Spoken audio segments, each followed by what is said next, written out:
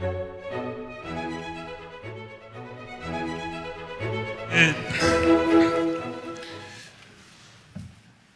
is the public hearing of the Committee of the Whole regarding Bill number 190152, 190153, 190154, and Resolution number 190164. Mr. Stitt, please read the titles of the bills and resolution. Bill number 190152, an ordinance to adopt a capital program for the 6 fiscal years 2020 through 2025 inclusive. Bill number 190153, an ordinance to adopt a fiscal 2020 capital budget. Bill number 190154, an ordinance adopting operating budget for fiscal year 2020. Resolution number 190164, resolution providing for the approval by the Council of the City of Philadelphia of a revised 5-year financial plan for the City of Philadelphia covering fiscal years 2020 through 2024 and incorporating proposed changes with respect to fiscal year 2019, which is to be submitted by the Mayor to the Pennsylvania Intergovernmental Cooperation Authority, the authority pursuant to the Intergovernmental Cooperation Agreement, authorized by an ordinance of this council approved by the mayor on January 3, 1992, Bill number 1563-A, by and between the city and the authority. Thank you, Mr. Stitt. Today we continue the public hearing of the Committee of the Whole to consider the bills read by the clerk that constitute proposed operating and capital spending measures for fiscal 2020, a capital program, and a forward-looking capital plan for fiscal 2020 through fiscal 2025. Today we'll hear testimony from the following city departments: the Mayor's Office of Education, and the Managing Director's Office. And the first person to testify from the administration is Jim Engler. Thank you, sir. Good morning. Good morning. Good morning, Council President Clark and members of City Council. My name is James Engler, Chief of Staff to Mayor Kenny, and I am pleased to provide testimony on the Mayor's Office Fiscal Year 2020 operating budget. Joining me today are other members of the Mayor's Office and Mayor's Office of Labor. We have submitted our full testimony, but with your approval, I would like to briefly summarize our work and the changes to our budget for fiscal year 20. You have my full approval, sir. Thank you. Don't make the same mistake twice.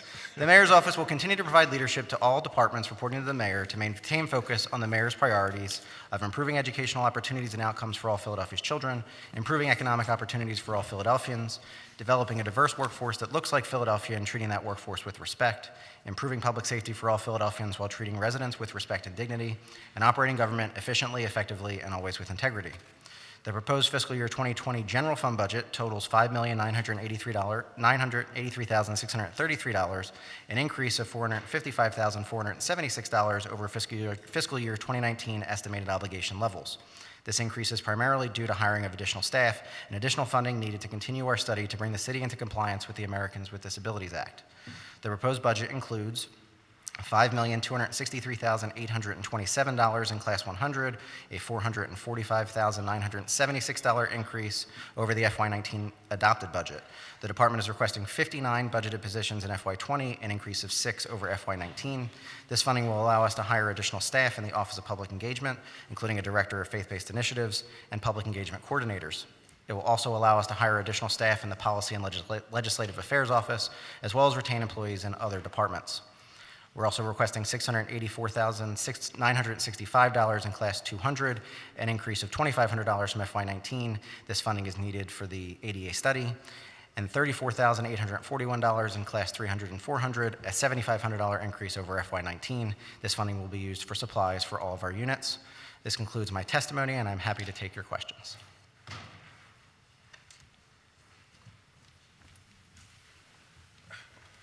Thank you. Thank you for your summarized testimony. Just got a couple of quick questions myself. Mr. Engler, in your 5-year plan, they highlight the importance of the intergovernmental cooperation, and your testimony shows 3 lobbying contracts of around $290. Can you tell me what the biggest concerns are regarding state and federal legislation, and how are our relationships in Harrisburg helping the interests of the city of Philadelphia? Sure. So I think what we've seen this year with the changeover in leadership, specifically in the Philadelphia delegation, we're spending a lot of time working with the new leadership there who are very, very engaged and have a full agenda of things that they like to focus on. So we've been working with them regularly. We have quarterly meetings between them and senior administration staff and the mayor. We're always concerned with budgetary items. That's always the number one thing that occupies the time of both our lobbyists in Harrisburg and end in Washington. And then there's always legislation that comes up, whether it's preemption legislation that happened last year on the beverage tax, whether that's labor preemption, where we like to coordinate with City Council, and we sent a letter up last year about some of the labor preemption stuff, whether that's paid sick leave or wage theft, things that we're concerned about there. So those are ongoing initiatives as well. There was co-sponsorship memos on some of that stuff so far this year, so we continue to be very concerned about that. And then there's proactive things that we want to continue to push, whether that's last year we worked with the delegation on speed cameras for Roosevelt Boulevard. That has obviously been a concern of council, and there's legislation moving to implement those as well. So there's a number of initiatives on basically every level that we're trying to monitor as well as push forward. Okay, thank you. So I know there's been a lot of discussion about expenditures relating to the sugar tax and beverage tax, or however we want to characterize it these days.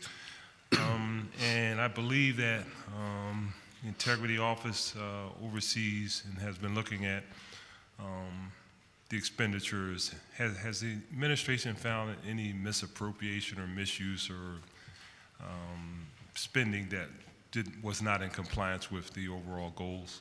No, in fact, I think, over the first 2 years of the tax, really, we were somewhat stuck in neutral while the litigation was ongoing, so the expenditures were lower than we had hoped. So there were limited expenditures. It was just for, through the Mayor's Office of Education, for community schools and for pre-K. So we go through, regular compliance with all of that spending, whether that's through, the City Controller's audit, whether that's through the review of the Integrity Office, or if we ever get a complaint, through the Office of the Inspector General. And as of yet, we have not found any, founded complaint or any issue that I'm aware of. And the whole issue about money sitting in the general fund, per the controller's concerns that were raised, that's all been cleared? Yes, the reason it was sitting in the general fund is just that's where the revenue sits. We were holding back on the expenditures. We had been pretty open about that, even with council through the last couple of budget cycles, of holding back on those expenditures while we were in litigation, because we didn't want to be in a situation, if we had lost the litigation, that we would owe taxpayers a bunch of money. We didn't want to go out and spend all that revenue that we raised. So the money was in the general fund because that's where it goes once it comes into the city.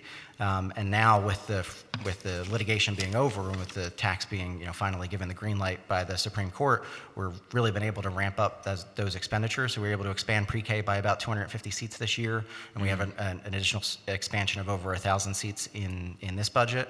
We were able to start the borrowing for rebuild, borrowing about $86 million back in the fall. So we're really starting to ramp up these programs now that we're free from that litigation. Okay. And one last question with respect to a recently released City Council initiative narrowing the gap with respect to poverty and poverty prevention. Can you just briefly tell me what's the city's broader diversity and equity and inclusion plan relating to poverty? Because unfortunately, from a demographic perspective, we see this disparity in the various groups as it relates to poverty and disproportionate wealth and opportunities in the whole 9 yards.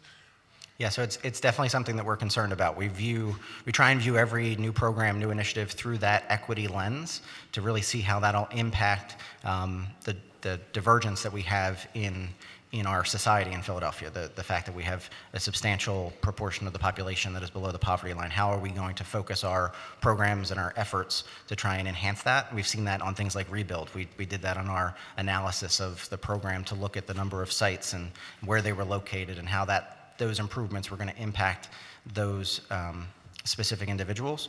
And we do that for every single new program that we launch. We're working right now on an inclusive growth strategy, working between the Commerce Department and our various departments to really come up with some new initiatives that we think will enhance growth, but also make sure that growth is with equity, and so that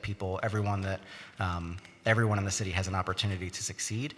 There's a number of programs in the Narrowing the Gap report that council put together that are either have started within the administration and can expand, right. Or good ideas that we want to try and work with council on to grow and expand, whether that's part of this budget, whether it's stuff that we can do within our existing means. I think there's a lot of good stuff in there that we can partner on to really impact the population that we're trying to impact. Right. So Actually, Mr. Stitt, should I save those questions for the MDO's office, the reductions in the budget? All right, I might as well give this to you too.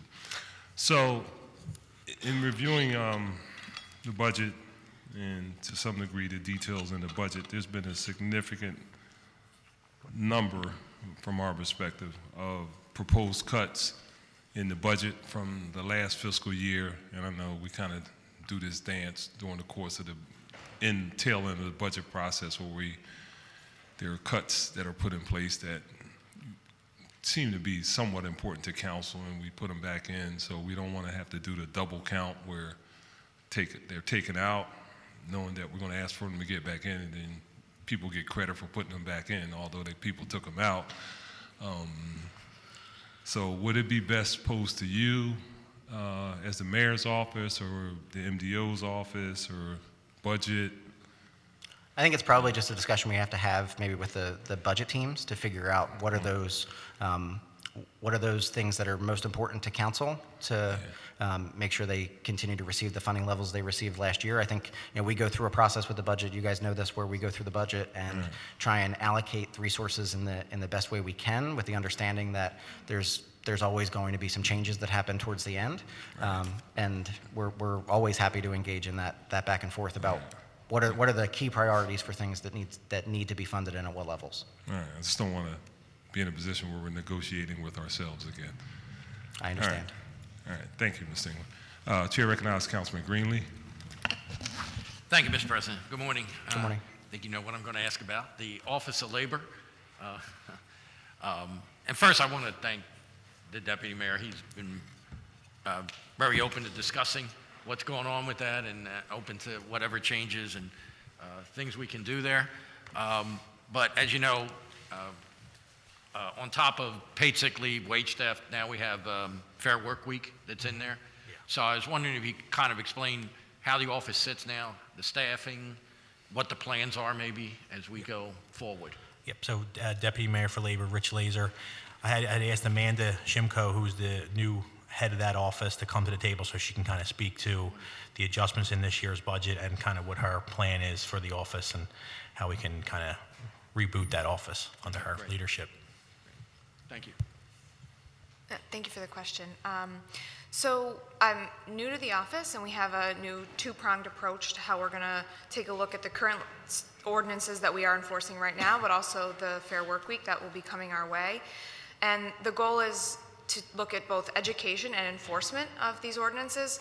What I've found is that most of our inquiries that come in from businesses are asking how they can be in compliance with the laws, especially paid sick leave.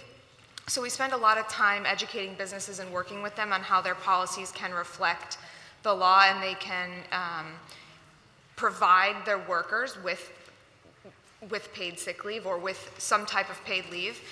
So we're going to spend a bunch of time in the office, and with a new position coming on for outreach, doing both outreach to businesses and groups who we believe are fall victim to both paid sick leave violation and wage theft violation. We have some events already on the calendar, 2 events in South Philly in a type of working with cash, it's called, working with immigrant populations who tend to work only in cash and have a hard time keeping track of when they might be victim to these things.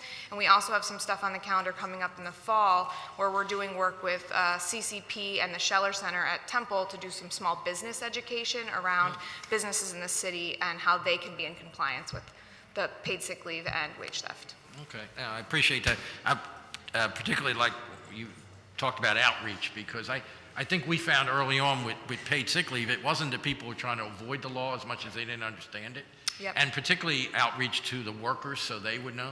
You know, we lived in this world, it seemed like it went on forever, and we thought everybody knew, but clearly there's a lot that don't. But and one last, as far as the staffing, how many people will you have in that office now? So we currently have myself and 2 investigators.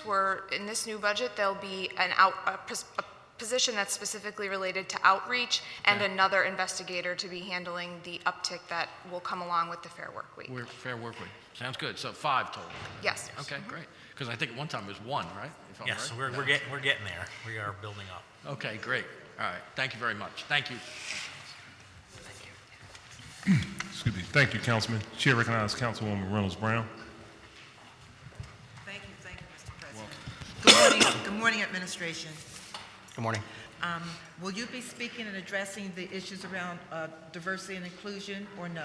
So that'll be me as well as some other folks within the administration. Unfortunately, Nolan Atkinson, our Chief Diversity and Inclusion Officer, is out sick. He has the flu. Okay. But we will try and answer your questions as best we can, and if not, we're of course happy to follow up and Very provide whatever well. materials you need. Okay, and reviewing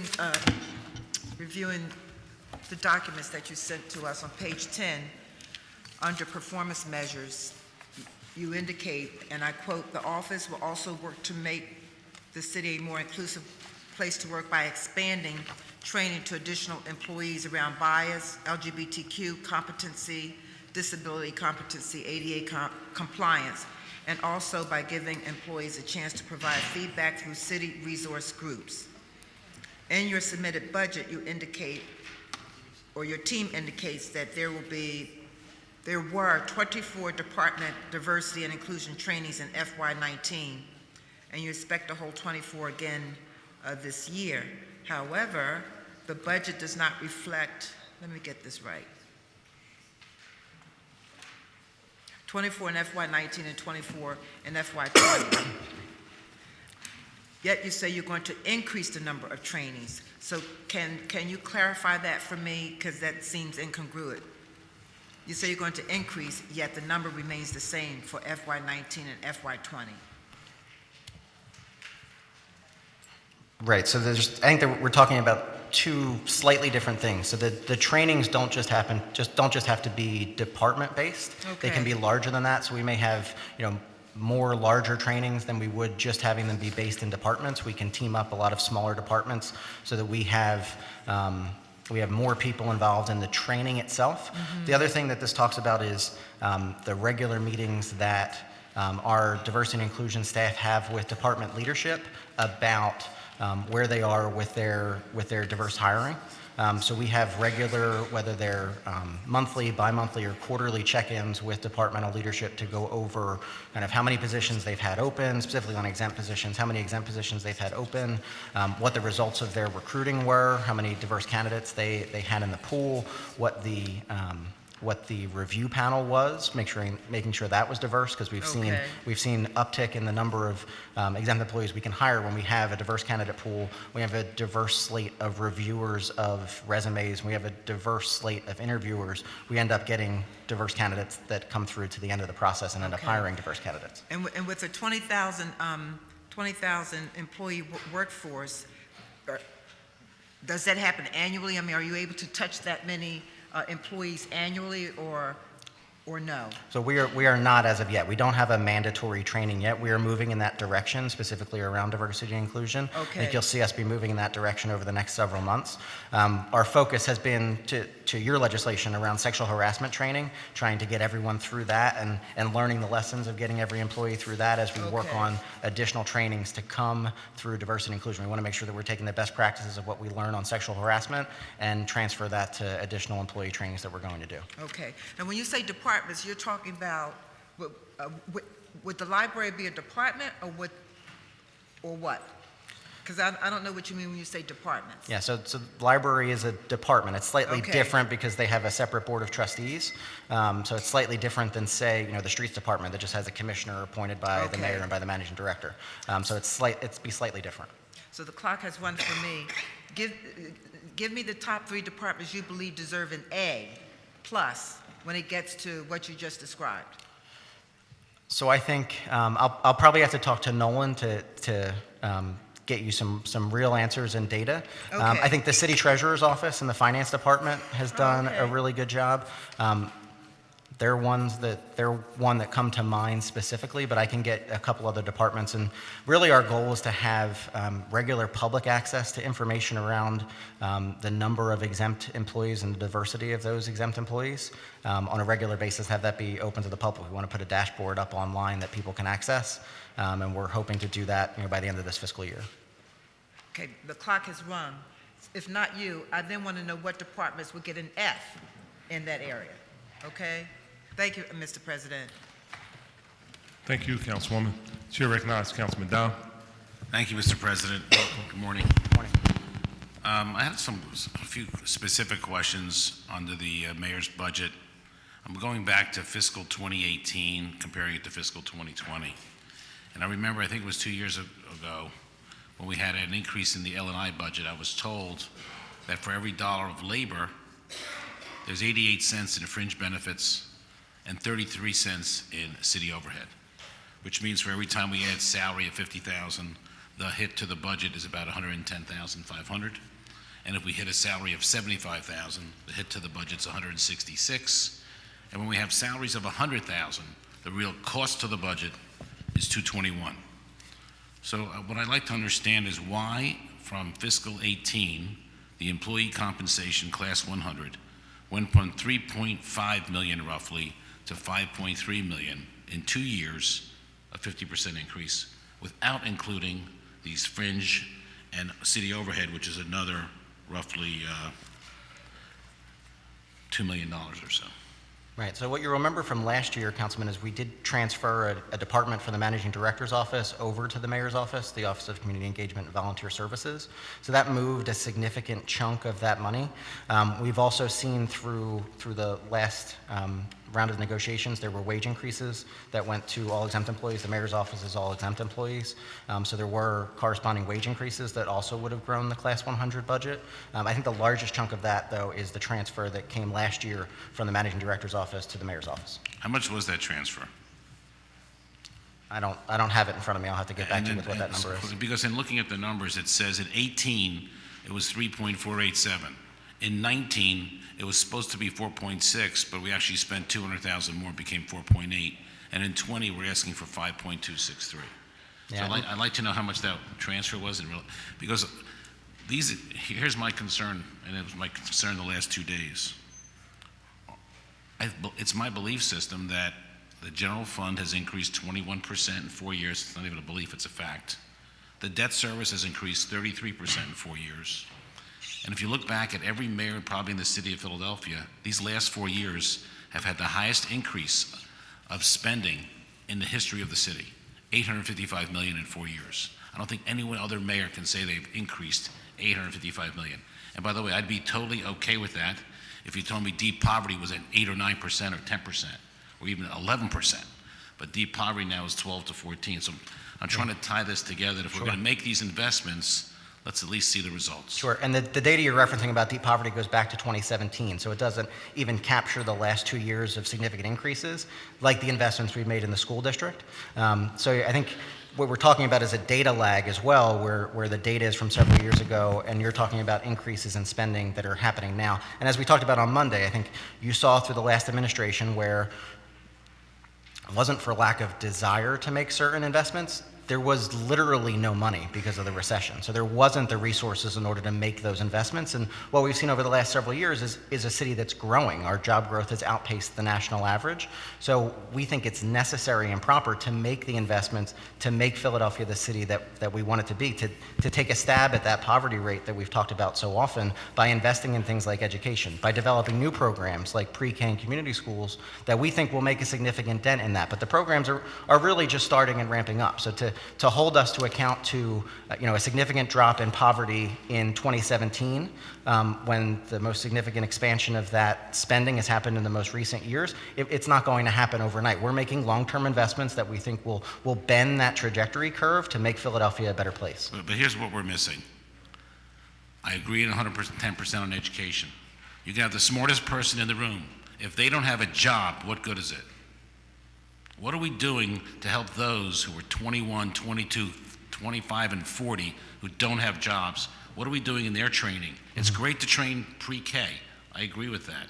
But what are we doing to train the 400,000 people in poverty? Yeah, and that's why we have an Office of Workforce Development that released their one-year report last week. We can obviously get a copy of that to you, where they've made significant strides on things like apprenticeships, where we're trying to get people into entry-level positions where they can grow into that job and really have a family-sustaining job for the rest of their life. It's why we've worked with the governor so closely to try and expand access at the port, to try and bring in new cranes that are actually being delivered as we speak at the port to expand our access to those types of jobs that we know are family-sustaining jobs for people that may not have a college degree, and why we're trying to work with community college on things like dual enrollment, because we know that that 2- and 4-year degree attainment is so crucial to getting into those tech jobs that are really the jobs of the 21st century. So we're trying to work on it on both aspects. But I'm going to give you an example. You have 33,000 people in public housing, if I recall. 19,000 are vouchers, 14,000 are actually properties that we supplied them with. You have 100,000 people, I'm told, on a wait list. What are we doing to attack that population, to train them, help them, and get them off the wait list, number one, and get them out of public housing, number two, and get them real jobs so they don't have to be in public housing? Yeah, we have done some work with PHA specifically around some of the trade jobs and labor jobs, and we're going to continue to work with that population. It's part of an entire population of folks. It's not just the folks that are in PHA housing. There's plenty of people across the city that need access to this, and we're going to continue to work with them. But Jim, here's my point. I'm going to use the prisons as the example. We're spending $84,000 per prisoner. We could be spending $5,000 or $10,000 per prisoner to train them, get them great jobs, and get them out of prison even faster, and get them back on track even quicker. We're making investments, but I don't think we're always making the right investments, and that's my point. I'll end on that note. Thank you, Mr. President. Thank you, Councilman. Chair recognizes Councilwoman Parker. Thank you, Mr. President. You're welcome. Good morning. Good morning. I want to go back to Council President Clark's line of questioning relative to our relationships in Harrisburg. I heard you mention that the co-sponsorships have been circulating regarding the potential repeal of the beverage tax and some other legislation. I want to know, have we heard anything about the Sterling Act? The Sterling Act, we know it's been a piece of legislation that co-sponsorship has come out annually, but if there was any legislative tool that could handicap the city of Philadelphia, it would be removing all of the confines and the constructs associated with the Sterling Act as it relates to Philadelphia's ability to collect wage taxes. So can you give us an update on that? Yeah, so I don't know specifically if we've seen the co-sponsorship memo or specific legislation. There's been a couple different avenues for coming at the Sterling Act. It really goes back to the wage tax and the local enabling tax that the counties have, where they try and either have someone have a credit against the wage tax that they pay us, or require us to send a payment to the municipality that has the local tax in the county. I don't know that we've seen a specific co-sponsorship memo, but it's come up in the last couple cycles. About 2 or 3 years ago, we went to a hearing in Ben Salem that was called by the House Finance Committee, where the finance director provided testimony and talked about how this would have a dramatic negative impact on the city. It hurts our bottom line, and for a lot of these workers that are coming into the city, we wouldn't be able to provide the services that they would expect, whether that's things on police and fire, streets and sanitation, all the things that our residents count on, but also the hundreds of thousands of workers coming from the counties into the city every day. They wouldn't be able to see that same level of services. Well, we would hope that you would please in real time, and I know we in council, we monitor the legislative action in Harrisburg, and as you mentioned, our delegations in both the House and the Senate are working very hard, and we're proud that they're at the table. But whenever we see a co-sponsorship that would have an impact on the Sterling Act, we should not take it lightly, because the foundation, the fiscal health of the city would be at risk if there was any real movement there. Yeah. I want to also hear your response to, I was really pleased to see the creation of a position entitled the Director of Faith-Based Initiatives. And I think if there was any mayor who did this well and understood it, it was Mayor Street. When Councilman Johnson, Councilman Jones, Council President Clark, they have been the leaders in this body relative to enhancing our public safety, restorative justice, reforming criminal justice, and for so long, the past 4 years, and obviously even before that during the previous administration, I kept saying we're leaving this resource on the table that should play an integral role in this city's ability to reduce violence, to support with reentry. So talk to us about the role of that director of faith-based initiatives. Sure. So the goal is to also to have the director as well as a commission that would help us.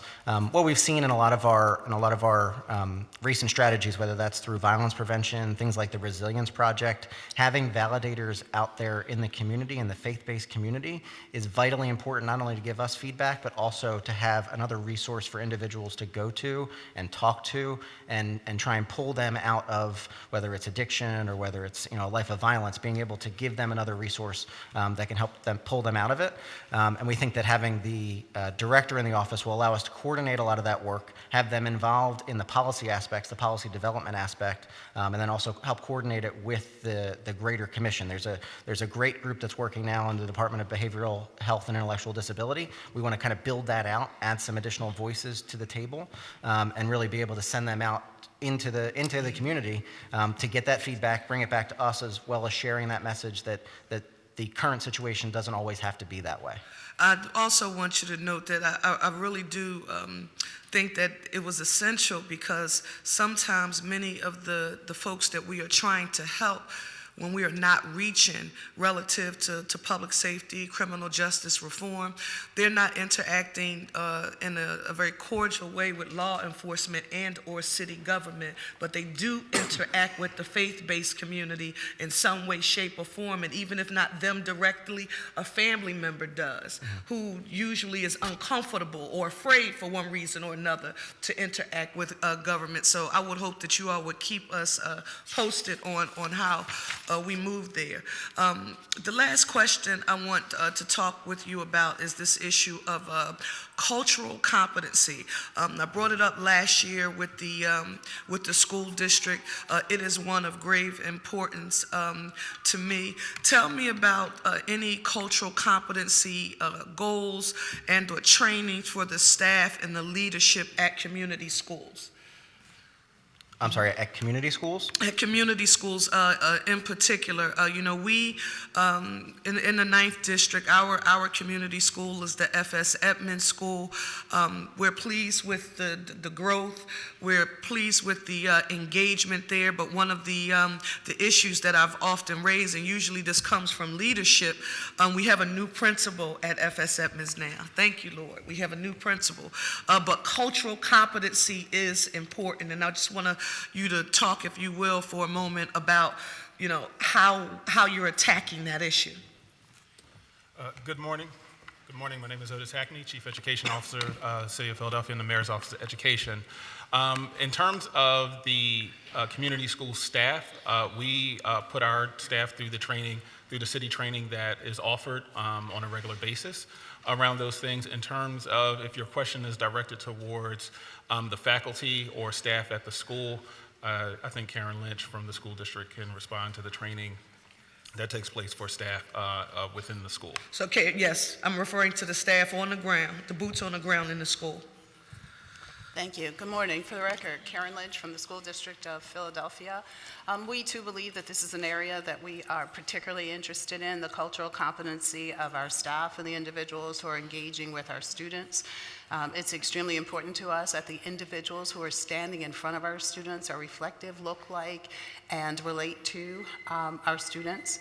For this reason, we have implemented a good number of what I would call foundations within our schools so that people are understanding what they bring to the table with regard to implicit bias, with regard to the impact of trauma on a child's life, especially chronic trauma, and particularly how to build relationships. And we're doing that not just with positive behavioral incentives, restoration when children do things, helping them to come back into the community and into the fold. I would say that it is something that is extremely important, as I pointed out, in regard to our hiring practices. We have spoken before about the challenges of finding individuals who are even entering the field of education who look like many of the children that they are serving. But it's extremely important to us when we talk about cultural competency that we find individuals and we reach out and we find new ways to hire people for that purpose. So my time is up, but I want to just reinforce how important that is, not just for the teachers in the classroom, but the leadership. Because if the leadership has not undergone the appropriate cultural competency training and or the lens through which they view the value of their teams in the school, they won't make the connection or understand the importance of the children in the school. Seeing someone who looks like them, who understands their experience associated with all of the issues that you've just discussed. So when the school district comes, I want you to be prepared to talk about this as a whole, because I think it's extremely important in our city. Thank you, Mr. President. Thank you, Councilwoman, and I believe pre-K is up next. Community schools. In school. That's correct. Okay, so you guys will be around for any follow-ups. Okay, thank you. Thank you, Councilwoman. Chair recognizes Councilwoman Keona Sanchez. Thank you. Good morning. Good morning. morning to your first budget process. Thank you. You don't even look nervous. So one of the things that we have appreciated here in council over the last few years in particular is how the budget presentation, we've been able to drill down on hiring, executive pay, because a lot of times when we talk about equity and inclusion, those are very loaded words. And I think the reflection in the budgets and the materials has been very helpful, not only for departments, but for all of us to see kind of where we started and where we're moving, right? And we've made some positive directions. One of the areas that I still feel a little that we struggle with is, we started from a premise that we were going to do zero-based budgeting. We're now doing performance-based budgeting. What's your financial philosophy around what your role as a chief of staff to make sure that in that process of this performance goal setting, that we are looking at those efficiencies and the reinvestments? Because like Councilman Dom, I'm okay with investing in neighborhoods. I have a neighborhood that needs a lot of support. But what is going to be your role in drilling down? Because that's been an area that is ongoing. And I know some of it has to do with our technology. And, what is the commitment of this administration to say Lotus Notes on steroids is not adequate? How do we come to the 21st century? So what do you see your role over the next year or so in helping us go through those hurdles? Sure. So I think specifically on technology is where we haven't made investments over the decades. I mean, we're dealing with financial technology that's in a lot of places older than I am, which is just unacceptable. So we're making investments in key programs, whether that's One Philly, which is launching this month, whether that's the changes we're going to make to systems like Famous that will allow us to better track. What is the timeline for that? Because I've been hearing that Famous discussion. Because, if we really want to get to the core of this, right, we want to compare apples to apples. Yeah. So I think there was a decision made several years ago to launch the payroll side of that work first, which is the one that we are in now. So that's the One Philly payroll side, and then we'll be building off of that. So that way we're not going out and buying a whole new solution, but we'll be building off of that into our other systems. Another area of investment will be on the tax side. So a lot of the issues we have with, I know there's been a push for online payments, and we allow that, but being able to do it in newer and different and better ways, the way other jurisdictions do it, we'll be replacing our integrated tax system over the next 2 to 5 years. So it'll come in phases. We don't want to go into something where we are doing it, all at one time and it's too big to fail, really, which is what we want to avoid. But I think technology is one of those most significant investments that we talk about regularly. We have a weekly meeting right now on One Philly where we're monitoring progress. We're doing the same thing on other large projects, whether that's the voting machines project, where we're meeting weekly. There's representatives from City Council, from the City Commissioners, as well as the operating departments of the city that are working on that.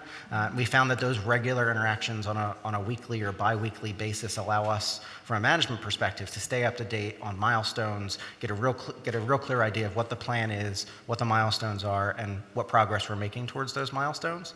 And I think that's where I see kind of my role as a chief of staff for the mayor's office, is to make sure that the operating departments are keeping track, that they are meeting their goals, and if they're not meeting their goals, why? And is it a matter of resources? Is it a matter of staff? Is it a matter of capacity inside the government? Should we be looking outside the government for additional capacity? Trying to answer all of those questions and then hold, whether it's commissioners or cabinet members, accountable to those goals. So in terms of again, going back to kind of this performance-based budgeting, where we've not been able to demonstrate and I'm a real proponent of, if you put a bad bureaucracy in a computer, you're still going to have a bad bureaucracy, right? So what would you say are some of the systems, and I always encourage department heads to really look at their systems, right? So that before we move into technology, we've not been able to see that kind of work in some of the performance-based reporting. Why do you think that hasn't happened, and what are you looking to see differently over the next year? Because even in this year's, the material that we have so far, you don't really see where folks are saying, hey, this is huge, the performance matrix is still not to par for you to be able to say you're having a performance-based budgeting process. So what do you think is going to happen over the next year? Because it's still not there. Right. So I think there's a couple different things. One, for the program-based budgeting side, we really wanted to drill down, especially in this first round, where we're trying to get every department within the city to be part of this new program, was to really drill down and understand the cost associated with each program, and then be able to manage up from those costs and say, why does X cost Y? And I think we're seeing some of that now as we're starting to get to year 2 and to year 3. It's not going to happen overnight. And I think there's other kind of management tools and philosophies that we can use as a government that goes beyond just the budgeting process. I think it's important, and it's important for council to get an understanding of what departments are doing, why they're doing it, why the choices were made to do certain things. And then there's kind of the next level down of management decisions that commissioners, department heads, cabinet members need to hold their departments accountable to. And that's an area of focus that we're going to have over the next year. We've had internal discussions about how we build out that performance management matrix better for the city, whether that's on just a process improvement side. So even I mentioned the other day about the work that the Commerce Department, the Health Department, and L&I are doing around the restaurant pilot. So trying to better design that process, because we do flow charts and there's boxes here or there and there's arrows going every which way, but to better streamline that process improvement across that entire project from a constituent basis.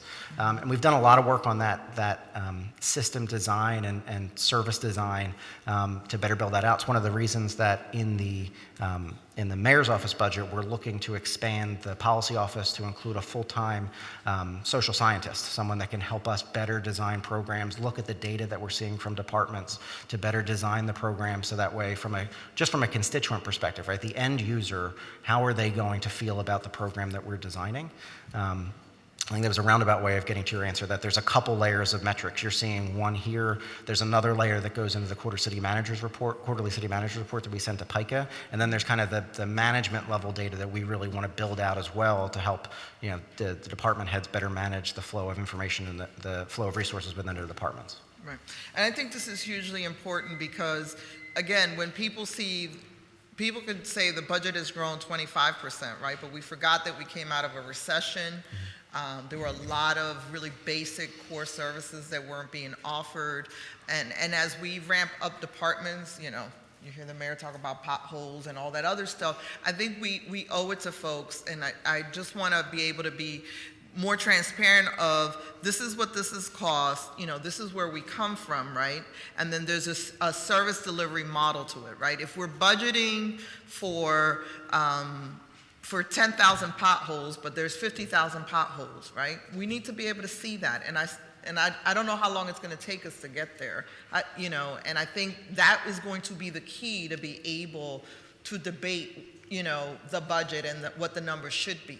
Right. And I just feel like we're struggling with that in every single department. And part of it is, the bureaucrats, and I love them dearly, it's like they protect their little pet projects, right? And part of this process was supposed to be, there are no pet projects other than the priorities the mayor has spelled out, right? And so I look forward to working with that a little bit better, because I think if we want to argue to folks that we're making key investments, particularly as we talk about an aggressive plan like narrowing the gap, it's going to require strategic investments. And I don't want to be debating the budget is $5 billion. I want to be debating there's 50,000 potholes. $10,000 in funding is not going to fill them. Thank you. Thank you, Mr. President. Thank you, Councilwoman. Chair recognizes Councilman Green. Thank you, Council President. Good morning. Just wanted to follow up some questions I had from last year's budget process. I know that Mr. Atkinson is not here. He's sick with the flu, but I did have a question in reference to some of the aspects of his office, especially as it pertains to the Mayor's Commission on People with Disabilities. That's been a concern in reference to the funding for that office and that commission. When you look at how Philadelphia, as fifth largest city in the nation, compares to other cities, we are woefully underfunded in that regard. When you see the growing number of people that live in our city and our region that have a learning or physical difference, it doesn't make sense that we're not making this type of investment into this office and these services, especially as more and more people who have a physical learning difference who are getting older, and it's going to have a major impact in our city and our region. So I wanted to get your thoughts on that. Yeah, so we recently lost, obviously, the executive director, Charles Horton, recently. And my question is also, what's the process in reference to filling Mr. Horton's position? Are we doing a national search, regional search, and what's the timeline? So we posted the position as we do throughout the exempt hiring process. We got, I think, some good candidates through that process. We're in the interview process now. They're reviewing candidates and starting the interview process. I think we want to try and fill the position as quickly as possible because, to your point, it's vital work, and we don't have a huge amount of staff that are working on it. So we want to try and fill that position as quick as possible. I think a lot of the work that we've also been doing kind of in this sphere may not be included within the commission, but is really the work that we've done around our compliance with the ADA. So we did started the study last year, and we will continue it, developing plans to bring the city into compliance, whether that's our physical structures, even our online presence, right? Making sure that our website is accessible to as many people as possible, making sure that the documents that we have on there are accessible and viewable and usable by as many constituents as possible. So I think when it comes to funding, we should obviously have that discussion, and we want to do that with the new executive director when they come on and see, we have obviously, Nolan and his team have their vision for the office, but we also want to make sure we bring in someone that's dynamic and can also help us build out the work of the office to reach as many people as we can. The reason I'm raising this question, I think we're at a very pivotal time and also a key opportunity. The Special Olympics, Pennsylvania has already worked with our national office to make Philadelphia a city of inclusion. Their goal is to make the city of Philadelphia the world's first city of inclusion. I was meeting with representatives from the Eagles on Monday.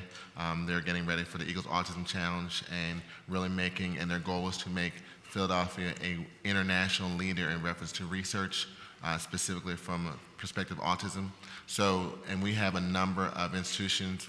People know Philadelphia is an eds and meds, internationally known perspective for education and medical research, but also we have a number of institutions who've been around decades, just focused on the world in the space of autism and other physical learning differences. And as we get closer to the 250th anniversary of this nation, I think there's a real opportunity to really put Philadelphia on the map to be the world's first city of inclusion, which could benefit us not just for the residents and the people in the region, but also help us from a marketing and branding perspective, much like we did regarding hospitality during the time period of Governor Rendell's administration as mayor.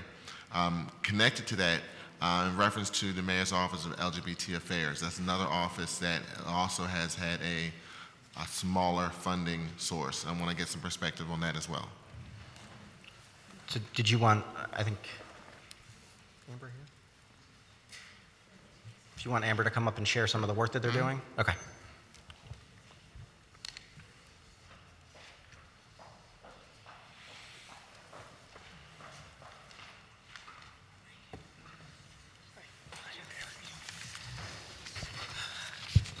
Good afternoon.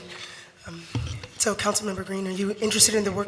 Oh, yes, hi. I'm Amber Hikes, and I'm the Executive Director of the Mayor's Office of LGBTQ Affairs for the city. Yeah, I'm just curious in reference to the funding for your office compared to other cities of comparable size. How does it compare? So as you are aware, we are one of only 4 offices in the entire country. Washington, D.C. has an office of LGBT affairs, as does Santa Clara County, California, and Union County, New Jersey. And so with that in mind, we don't really have comparable cities who are doing this work.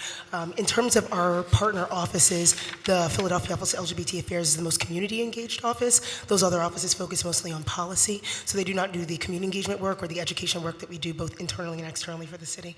So we don't really have we don't really have peers in that particular way, but our office is obviously funded through the Office of Diversity and Inclusion, and we have a budget that's situated there that includes my salary and the deputy director's salary. Also, I have just another question in reference to Office of Education, the mayor's office. I think I saw Mr. Hackney around.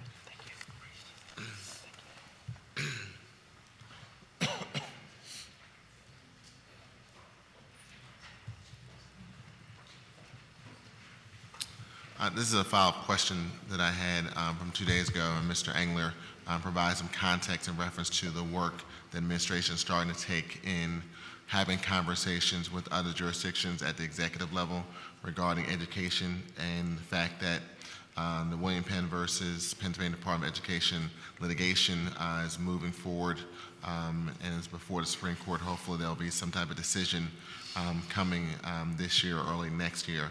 However, I had some conversation and questions about what are we doing to be proactive in reaching out and trying to build coalitions with other school districts around the Commonwealth, especially cities like from a Harrisburg to a Pittsburgh to a Norristown, and do those cities have comparable offices and positions like yours that we can start that conversation in addition to what's been happening on the executive level with the mayor's office? Once again, Otis Hackney, Mayor's Office of Education. I think with Jim Engler's responses on Monday would be very much the same in terms of us doing outreach between offices in Harrisburg, but also in partnership with the district in those coordinated conversations around that case. We have to be very mindful in terms of Philadelphia, in terms of the roles that we play. And so we're very respectful to the process and eager to, once that case is heard, wait for that decision. In terms of counterparts across the Commonwealth, I am not aware of any in terms of my work that I'm doing across the state. Actually, I have more interactions with other superintendents as I'm part of a cohort of superintendents, even though I'm not a superintendent, across the Commonwealth. There's about 60 of us that I meet with every other month for a couple days, and we talk about a number of issues. And when it comes to school funding and issues around that, that is something that is shared from those superintendents who are in rural school districts to those right outside Pittsburgh to our end of the state that are aware of the funding issues, and they're just as eager to see some changes to those funding. Even some superintendents acknowledging that are on the winning side of that funding formula currently, they're aware of those issues as well, and would like to see some changes. Okay. Thank you for your response. Actually, that was what I was looking to hear, that not only are we doing the outreach at the executive level through various mayors around the Commonwealth, but also at the school district level. And the fact that you're part of a coalition of superintendents from around the Commonwealth and meeting regularly is very encouraging, because clearly you're having conversations about this issue, and there's an infrastructure already there in place to help to coalesce and build that coalition, because we're going to need that help regardless of depending on what type of impact that case has. There'll probably be some type of either writ of mandamus or some type of directive to the General Assembly based on how our state constitution is written and compared to other states. And the fact you're having that conversation is encouraging. So thank you. Thank you. Thank you, Council President. Thank you, Councilman. Chair recognizes Councilwoman Gimm. Thank you very much, Council President. Good morning. Good morning. So could you, I have a couple of rapid questions, sort of rapid, but can you speak to your strategy for how you plan to engage with Harrisburg through the governor's budget plan? There is concerns, obviously, that we talked about in the 5-year plan about school funding, but also the minimum wage, and whether the city of Philadelphia will weigh in on Harrisburg's responsibility to raise the minimum wage above the shameful federal minimum that it's currently at.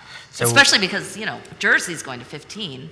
So we've already started that. We've had discussions with the delegation. We've had discussions with the governor's office. We've done social media and kind of our earned media strategy around improving the minimum wage. We were happy to support Councilwoman Parker's charter amendment or charter question on the minimum wage. We think that'll actually be really helpful and persuasive to make sure that everyone understands the will of the voters of Philadelphia, because we think that's going to pass overwhelmingly.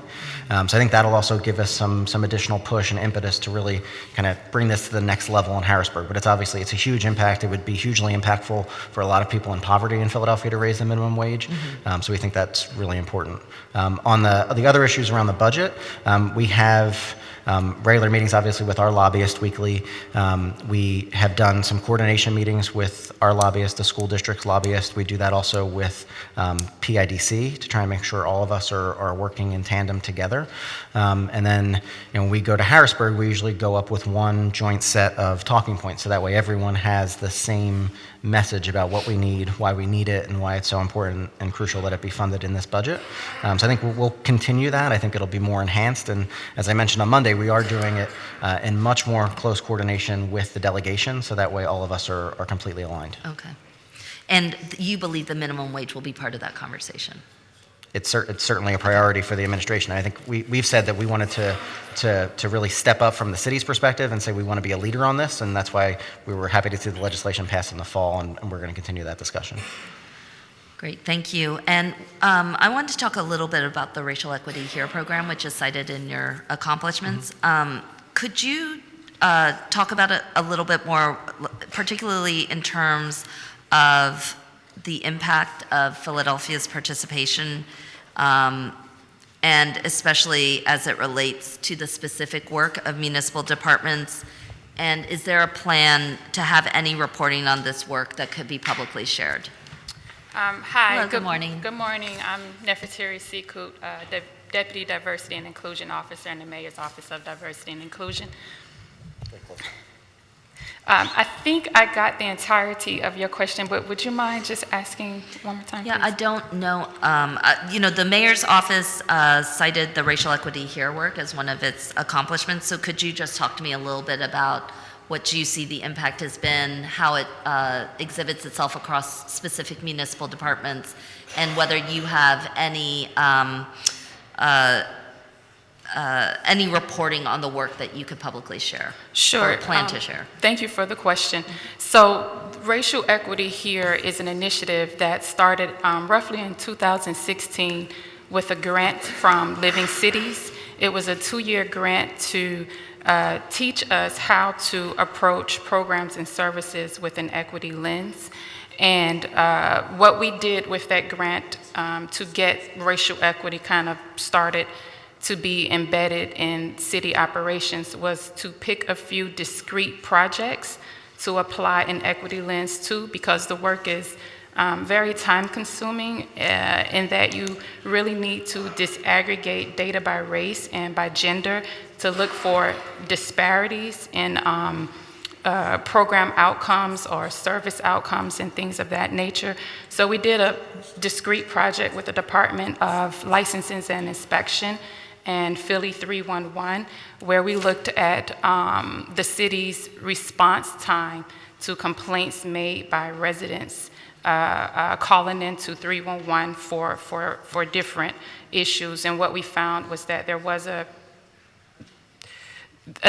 difference in the time that it took the city to respond to complaints, particularly around housing complaints and abandoned buildings in communities of color.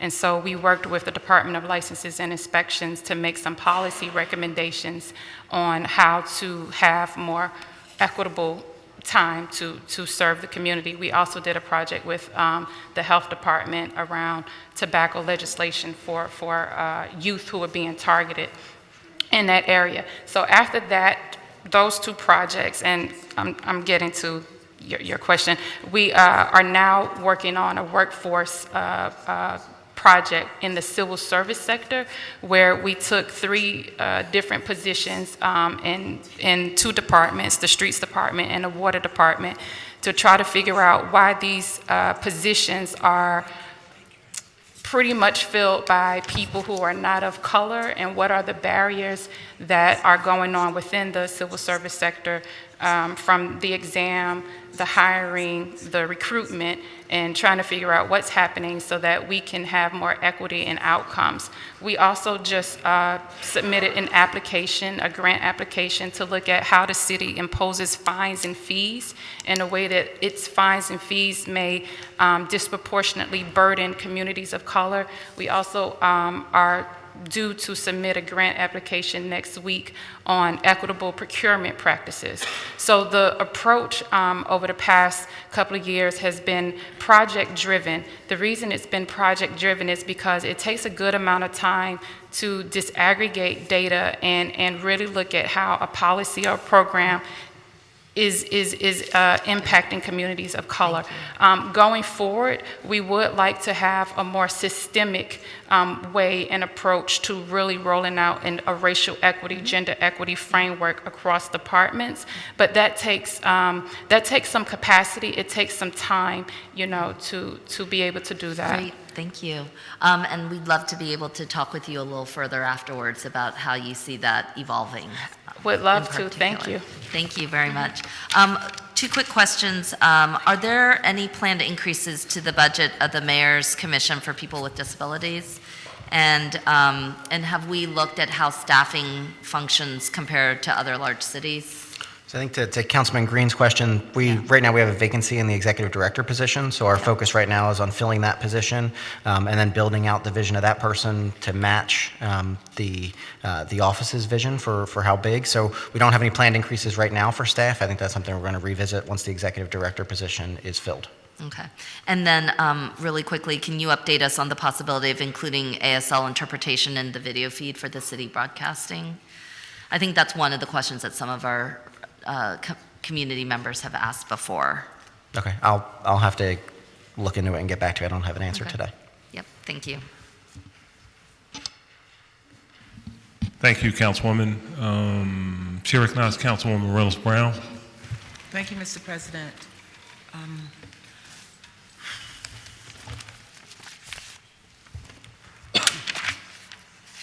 The Office of Public Engagement, your testimony states that you intend to launch a newsletter that will be sent to over 1,000 contacts monthly. Who's the lucky 1,000? So I think Agina Amir, our director, is going to come up and answer that question. Thank you. Who's the targeted audience? Who ends up in that lucky 1,000 number? And how will you share the newsletter for individuals who do not have email access? Meaning, how are we going to, and what are we going to do to ensure that seniors are in the loop? Yes, good morning, Councilwoman. Thank you so much for the question. I'm sorry? My name is Agina Amir, Director for the Office of Public Engagement. Our universe of emails right now is going to be culled from our various offices in public engagement, the Office of Black Male Engagement, the Office of Engagement for Women, and the Office of Youth Engagement, as well as some contacts from our sister office, so to speak, of Civic Engagement and Volunteer Services, mainly through their Civic Engagement Academies that they've been hosting. We find that this universe is, people want to be engaged, they want to be informed about city activities and the mayor's priorities, and that's something we're excited to roll out within the next couple of months. As far as plans for, I would say, a hard copy version of the newsletter, that's definitely something that we're looking into and, ascertaining how we would distribute that within our capacity. Okay. But primarily it will be in a digital format. Repeat the last statement. I said primarily it will be a digital format in which we'll promote and share also via social media, which a number of seniors or people who don't necessarily have computer access, they definitely have cell phone access, and so that would be a strategy or a tactic that we'd approach. So respectfully, I would offer a friendly disagreement when it comes to seniors. My staff for the last 19 years have visited senior citizen centers around the city, 8 consecutive weeks, from September through Thanksgiving, and my staff and I wrestle with how we be up to speed with my daughter's generation, but we don't lose and leave out my mother's generation. And so when I travel to those senior citizen centers, they are thrilled to have hard copies of a newsletter that we've been doing for 19 years. And so I would urge the administration to be mindful that there's a sector of our community that cares, that want to be connected, that should be connected, and if left out, exacerbates the poverty that they're enduring because they don't have access to the services that are in city departments across our administration. It's a great thing that we do the Evite and the emails. That's the future. We still have a responsibility to capture and wrap our arms around seniors who want to be informed. Yes, Councilwoman, you're absolutely right. That's my soapbox. So back to this issue of diversity in hiring. When there is the discovery that a particular department gets an F when it comes to ensuring that the department looks like Philadelphia at all levels of the ladder, how does the administration reckon with those department heads who simply have not drank the Kool-Aid and understand that one of the mayor's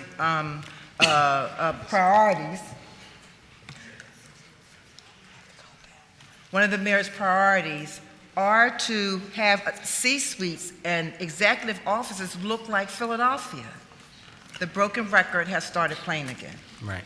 So I think what we've done this year is really different, and it's allowed us to expand our work. So we went through a process over the summer, meeting with every department and every cabinet, trying to determine what their workforce planning for the year was going to be, how many openings they would see. What was the assessment? How was that useful? So the goal was to be forward-looking and to really look at what we were going to do over this fiscal year, what the plans on hiring were, when those hirings would occur, so we could determine, what are meaningful goals that we can look at specifically around exempt hiring, because exempts are really the one that we can impact directly. Exempts what? Talk closer in the mic. Sorry. So the exempt employees, so people that are not subject to civil service, we think is the best avenue for us to see significant change in the short term. Okay. So that was our focus. Some departments obviously have more exempt employees than others. So departments like the mayor's office, for instance, have a lot of exempt employees. Sure. The law department has a lot of exempt employees, and there's some departments that have more than others. But we wanted to see how many exempt openings that people expected to have throughout the year, and really from a self-reflection perspective, what do they think what are they going to be able to accomplish? Like, so what are their numbers going to look like? Intentional effort. I'm only cutting you off because my time is so short. There's an intentional effort and an intentional strategy to deal with that. Yes. Then please help us understand why the library and the administration there have not figured it out. Yeah. Help me understand that. So if I could go back to the previous point. So what we've done is on a quarterly basis review the data for each department to figure out who has met what they said they were going to meet and who hasn't, and then work with them to determine how we, for future openings, how we make sure that the recruitment is there to fill those positions. Okay. For departments like the library, I think the library doesn't have a lot of exempts. They have a lot of civil service employees. Okay. They have a significantly more seasoned workforce, I would say, right. than a lot of departments. A lot of employees with a lot of experience. So I think change there is going to be harder. To Nefertiti's point, we want to start focusing more on departments that are in the civil service system, positions that are in the civil service position. Okay. And the office of the chief administrative officer has been directly working with the library on a lot of their positions, because even from the diversity perspective, yes, it's been lacking. Just from the ability to fill positions, it's been lacking as well. Is it because it's hard?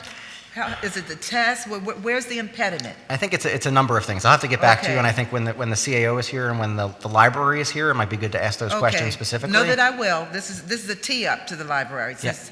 Since there's a wrestle with, they deserve the funding to make sure our children have a place to go. But is anyone entitled to increased funding when you have a department that looks the way it looks? Yeah. Speak to, if you will, the Diversity Advisory Council, which is new, and it says that it's comprised of thought leaders.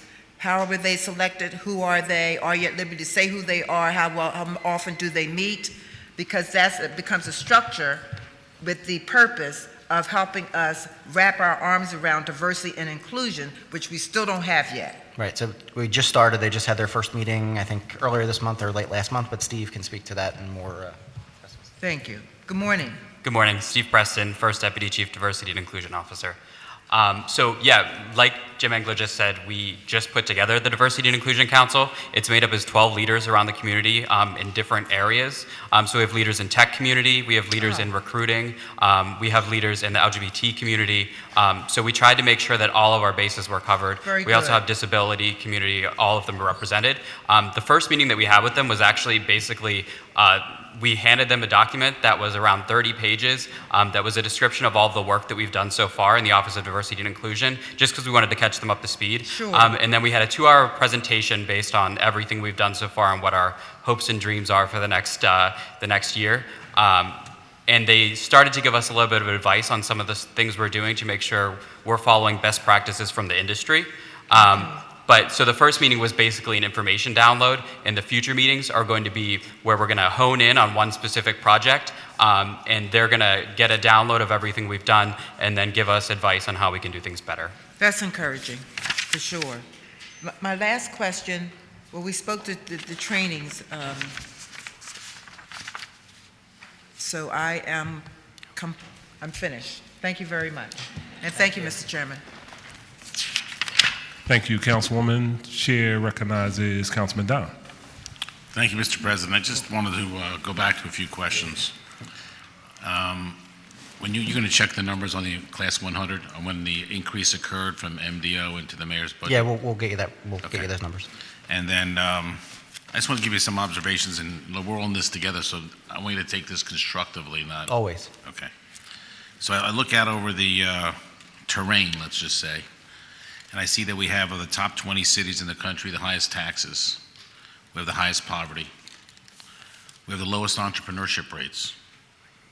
We have the lowest job creation of the top 20 cities. We have the lowest average income. We have the lowest median home price income, like $142,000. San Francisco's 800, but different ballgame. But in that backdrop, a recent survey, I can share this with you if you haven't seen it, from 2011 to 2017, when we surveyed the people who left Philadelphia, 81% did not have children. 19% had children. Those 19 are probably leaving, I'm guessing, because of the schools. But 81% did not. And the reasons why the 81% left, the number one reason was taxes, and the number two reason was job opportunities. And so in that context, I guess my question is, how do we work together to address that and make it so those 81% don't leave and we attract more people? Yeah. So I think you're, is the Pew report of people that have left the city, is that what you're referring to? It's either Pew Data or from one Pew? of the entities, yeah. Okay. So yeah, I mean, it's obviously an area of focus. I think from a tax perspective, Pew's also looked at our tax burden in comparison to not just all the other cities, but the surrounding counties. And what we've seen is that over the years, starting in the early 2000s and getting closer to now, that our relative tax burdens have gotten closer because in a lot of the surrounding counties, they've had to increase property taxes to make up for cuts in state education aid, and that's been their investment. They've been investing in education where traditionally, places like Philadelphia have not been able to. I think you would see when you look at other Northeast cities, people leaving those cities for tax reasons, a lot of them are going to the Sun Belt states where taxes are much less, and you're seeing significant growth around jobs. So that's always something that we're going to have to compete against.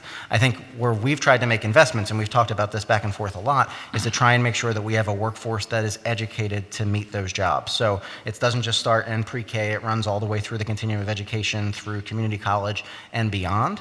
I think it's obviously areas where we still have to work. We're talking about turning around a significantly sized ship of people and giving them new opportunities, but we have to also maintain services at the same time. So it's always the back and forth we have about when we talk about taxes, is maintaining an acceptable level of services, and a lot of times we have to make additional investments to increase our level of services, and that requires money. Do you have the numbers as to how many people who live in the city commute to suburban jobs every day? Not in front of me. I know that I've seen the reverse commute numbers are significant. It's like 35 to 40%. And so I think that's an area where we should focus on in many ways. How do we get those companies that are going to, and we've had a few successes in that area, like Vanguard opening a branch, but look in Boston, Fidelity's in downtown Boston. And why are we not going after Vanguard in a much bigger way and figuring out how to get them into the city? or actually do a focus on 50 suburban companies and say, how do we get them to bring jobs into our city so we eliminate that reverse commute and get more jobs in the city? Yeah, we are, and you should definitely bring that up with the Commerce Department. I think our focus the first several years has been trying to get them to open, to have an entree into the city, right? Open a satellite office here with a number of employees, Right. and then we would work with them to try and grow that office out. I think that's going to continue to be our focus. We're going to continue to try and poach as many companies from the suburbs as we can, especially as the workforce wants to be in the city. I think that's where we're seeing a shift for a lot of people is the younger workforce wants to be in the city. They don't want to necessarily be in Malvern or somewhere else.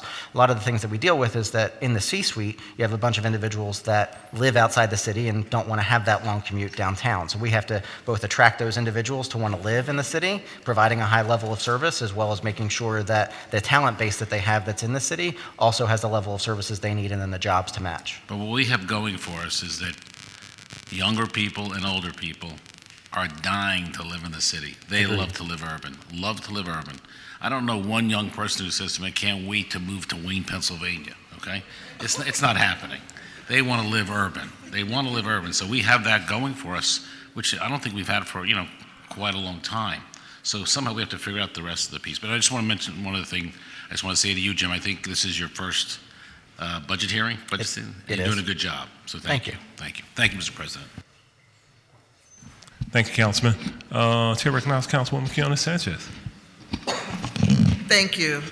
Yeah, we should continue to debate some of I just came from a BizNow presentation on Opportunity Zone. There was 200 people in the room, all eager to use this federal tax benefit. And then, obviously, their concern is always the city and what we do to facilitate that process. And obviously, my role there was to assure them that Philadelphia is open for business and that we're regionally, our location is so good in comparison to Boston, New York, and others, days drive from 75% of the country.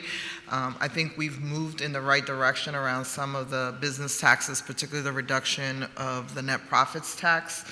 Tell me what, if any, conversations have been internally as you talk to, and again, you're now the new chief of staff, the net profits tax and its impact. Councilman Dom's talking about recruiting people here. The net profits tax, this need to hide profits has been a long-term impediment, and that's why people went over the city line.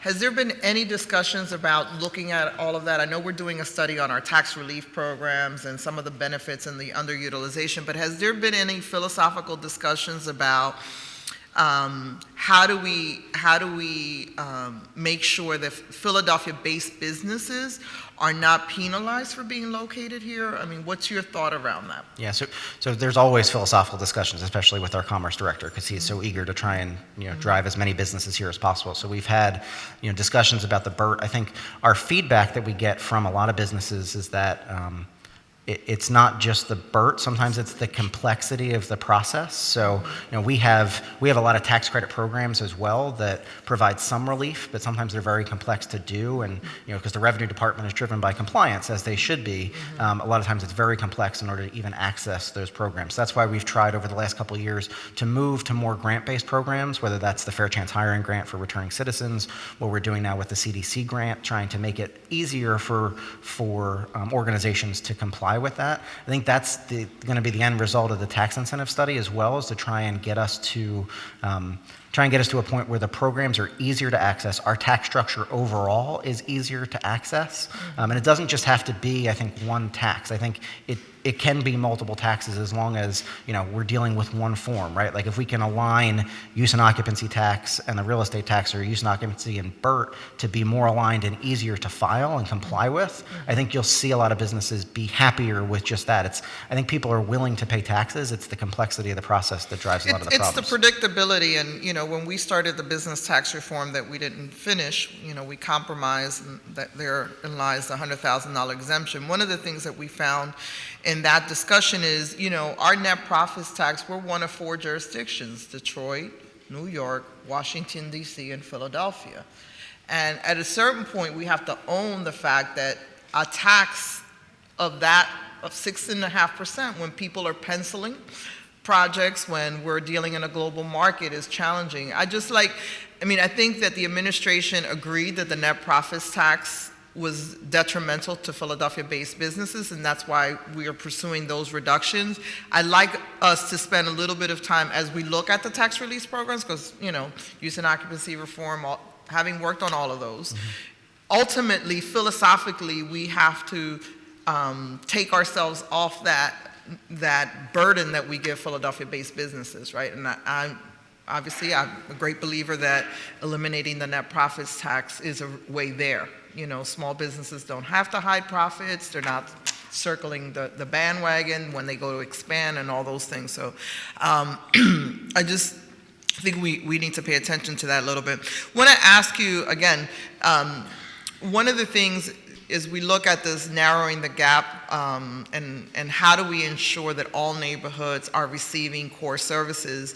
I appreciate the fact that the administration over the last couple of years in particular has made substantial investments in every part of the city, not using just our CDBG kind of sometimes unreliable predictability. How far are we from, the mayor often talks about, Passyunk Avenue. How far are we from making a commitment to every single commercial corridor, like on a baseline? The trash is a big issue. How far do you think we are from saying every commercial corridor, recognized, not recognized, is going to receive some base support, and then let other factors trigger? Public safety, you get a little bit more. Trash index, now that we tell people what their litter index is, you get a little bit more. How far are we from that real equitable, every commercial corridor deserves this, every industrial corridor deserves these core services, right?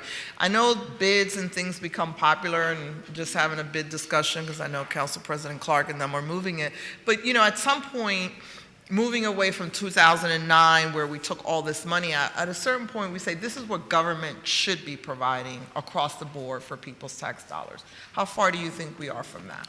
So I think we're probably still a little bit of ways away from that. I think, we've done some expansion through council legislation expanding the CDC tax credit, which has allowed some more commercial corridors to become involved in that. I think we might need to just tighten up some of the restrictions around that as well to make sure that it's really commercial corridor driven.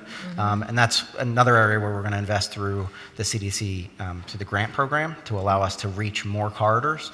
I think from a service base, we're still trying to recover a lot of our services to the point where, expanding it through and ensuring that the residential base receives the amount of services that they need on things like sanitation, on things like street cleaning, right? As we build that out this spring, I think through the next several years, as the pilot gets larger, I think we'll put more and more of a focus on our commercial corridors as being kind of the drivers of that trash to begin with, right? If it's a duplex, if it's a business putting the trash out. So all of those things will get driven into the decisions that are made about what corridors to focus on as that program gets built out as well.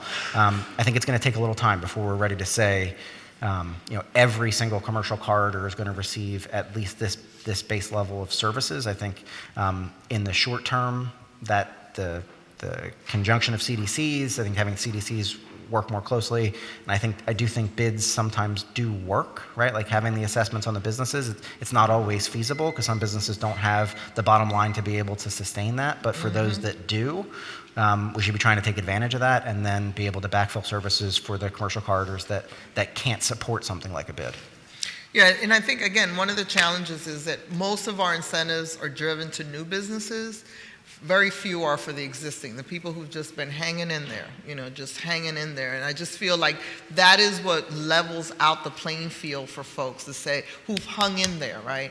The new business gets abatement, the new business gets this, new job creation, the new business gets this. Those folks who've been there, right, it's like we have to level it out. And I feel like doing at least everybody gets this, right? This is the starting point. Is hugely important. And if we don't talk about it and challenge ourselves, even knowing what that costs, right? What does that look like around, multiple trash pickups in commercial areas where we want to encourage residential density, right? It's going to take more trash pickup, right? And having that vision, it's hard to know where we're going if we're not saying core values is this, right? And that goes back to what I was saying earlier around performance measuring for departments, is you don't budget for 10,000 if you have 50,000 potholes. Like, we need to narrow that gap in that discussion, because that really goes to the core of equity. Thank you, Council President. Thank you, Councilwoman. Chair recognizes Councilwoman Parker. Thank you, Mr. President. Mr. President, I want to go back to Councilwoman Reynolds Brown's line of questioning relative to diversity and inclusion. And Mr. Engler, you mentioned the Diversity and Advisory Committee. I want to ask, because we always talk about the end game relative to our research being data-driven. The one thing we don't always know, and that doesn't always make it into the discussion, is how many people and who were the people who actually expressed an interest in a position. So if you are attempting to measure what diversity and inclusion looks like, and I don't care if you're talking about in government, in corporate, or in the nonprofit sector, it's very important to document, once you post it, who responded and what did the demographic look like. Do we capture that information now? So we do. It's self-reported, but we do capture it when we post all of our exempt positions on Smart Recruiter, which is the website that we use. We are able to capture that data, and it's something that when we go through the hiring process, we do review to make sure that we have a diverse candidate pool. That's one of the things that we want to drive, in addition to the things that we can control around having a diverse group review the resumes and have a diverse group of individuals be part of the interview panel, so that way we are getting to a likely diverse result. So we are able to capture some of it, but it's self-reported. It's not always 100% accurate. So I don't know whether or not it is possible or how we get there, and maybe this is something that you all can strongly encourage, that this new Diversity and Inclusion Advisory Council that they work on, is how do we incentivize people to tell us who they are, because we never get a real snapshot about the corporation's success rate if we don't have that information. So we can say, well, we haven't done well enough, there aren't enough. But I would like to know how many women, how many African American women, how many Hispanic women, how many Asian women, how many African American men, who were they? And I get that we're self-reporting, but I'm asking that you take back this charge to this committee so that they can even work with our law department to figure out if there is a legal way for us to capture that data, because it will in fact help us in the future. The second thing I wanted to comment on was this issue, and you know, it's one that I've been pretty passionate about, particularly because I've watched the investment. And I know the issues that Councilwoman Marion Tasco went through long before I got here, when I was chugging it along in Harrisburg, relative to this spending on commercial quarters. Much of it during her tenure was driven by the community development block grant spending. And I know a lot of people don't like to talk about it, but the rules, regs, and guidelines associated where you can spend that CB, community development block grant money, our rules are much more stringent than the federal government's rules are. And so we would have, out of the 9th Councilmatic District, only 1 to 2 corridors that could actually participate. So as we figure out how we scale our programs, I ask that you all make sure you take strongly into consideration that for many years, commercial corridors that were in the middle neighborhoods. I can speak for Councilman Jones's district, because he's been a very strong advocate for commercial corridor funding, along with what I know we've experienced in the 9th. We could not get access to any of it, not because we were, 120% above the guidelines. We usually were a nickel over. And so I just ask, in the middle of that discussion, we make sure that there is access and equity across the board, and everything that we do is not just driven simply by what the poverty guidelines are, but we also think about the people who have helped to keep this tax base going before we had all of this growth in other regions, because they have normally gotten left out of the equation.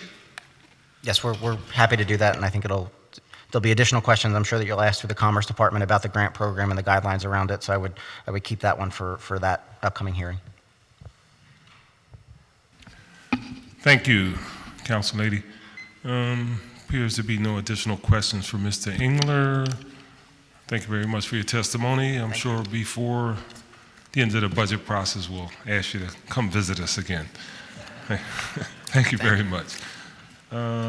Next up, I think we have community schools and pre-K.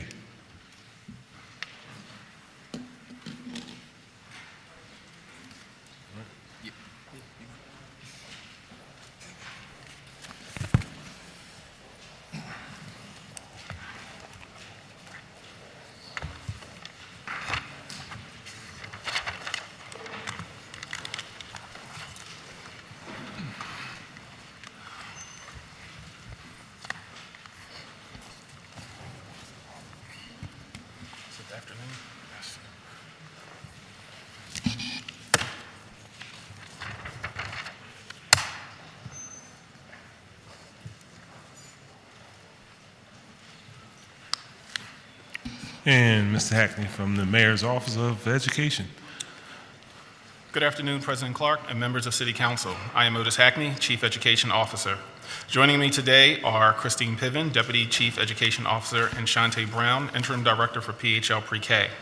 We are pleased to provide testimony on the Mayor's Office of Education's Fiscal Year 2020 operating budget of $45.4 million.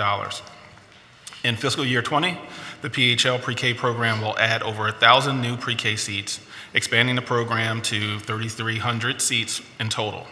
As PHL Pre-K expands to serve more children and families, our strategic priorities are improving instruction and center quality, strengthening early childhood education systems, and providing resources for PHL Pre-K providers.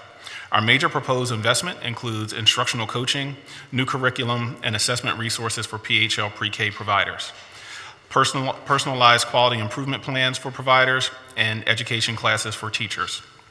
In Fiscal Year 20, MOE will establish 5 new community schools in partnership with the school district. To support student outcomes, each of the 17 community schools will follow a site-specific plan to address those needs within 4 core components: family and community engagement, integrated health services, school climate, and expanded learning time. Within each component, we will leverage city resources and partnerships with other departments. Our proposed key investment for Fiscal Year 20 is the braiding of Philadelphia Department of Human Services out-of-school time resources with Philadelphia Beverage Tax funding to leverage more quality OST opportunities for students in the community schools. We will also partner with the Office of Workforce Development and grow our partnership with the Office of Adult Education and Office of Arts, Culture, and the Creative Economy to promote student outcomes and expand family and community engagement at the schools. Our department's programs have benefited thousands of children and families, and as the programs expand in the coming year, those benefits will grow. I appreciate this opportunity to provide testimony regarding the Mayor's Office of Education proposed budget for Fiscal Year 2020 operating budget, and thank you for the continued support of our work. We are happy to answer any questions that council may have. Thank you.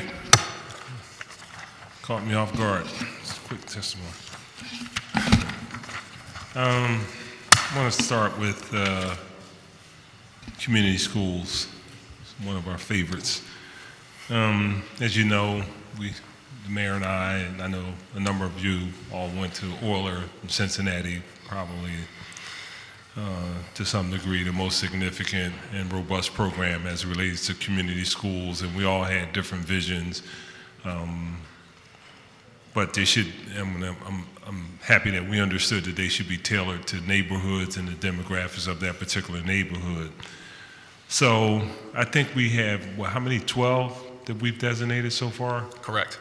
Can you briefly kind of give me a sense of where we are, the status of full-blown, or if we're at full-blown with any, but basically the status of all of the designated as community school models that we have in the city. So a brief overview of each of the 12 communities. Pull the mic. And introduce yourself. Christine Piven, Deputy Education Officer. So you want a brief overview of each of the 12?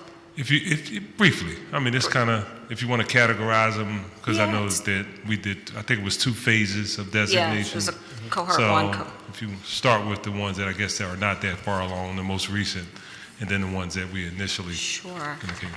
So each of the community schools, as you know, have a full-time coordinator that was hired in partnership with the principal. Each community school did a community needs assessment, so that was with community engagement and with the school community as well.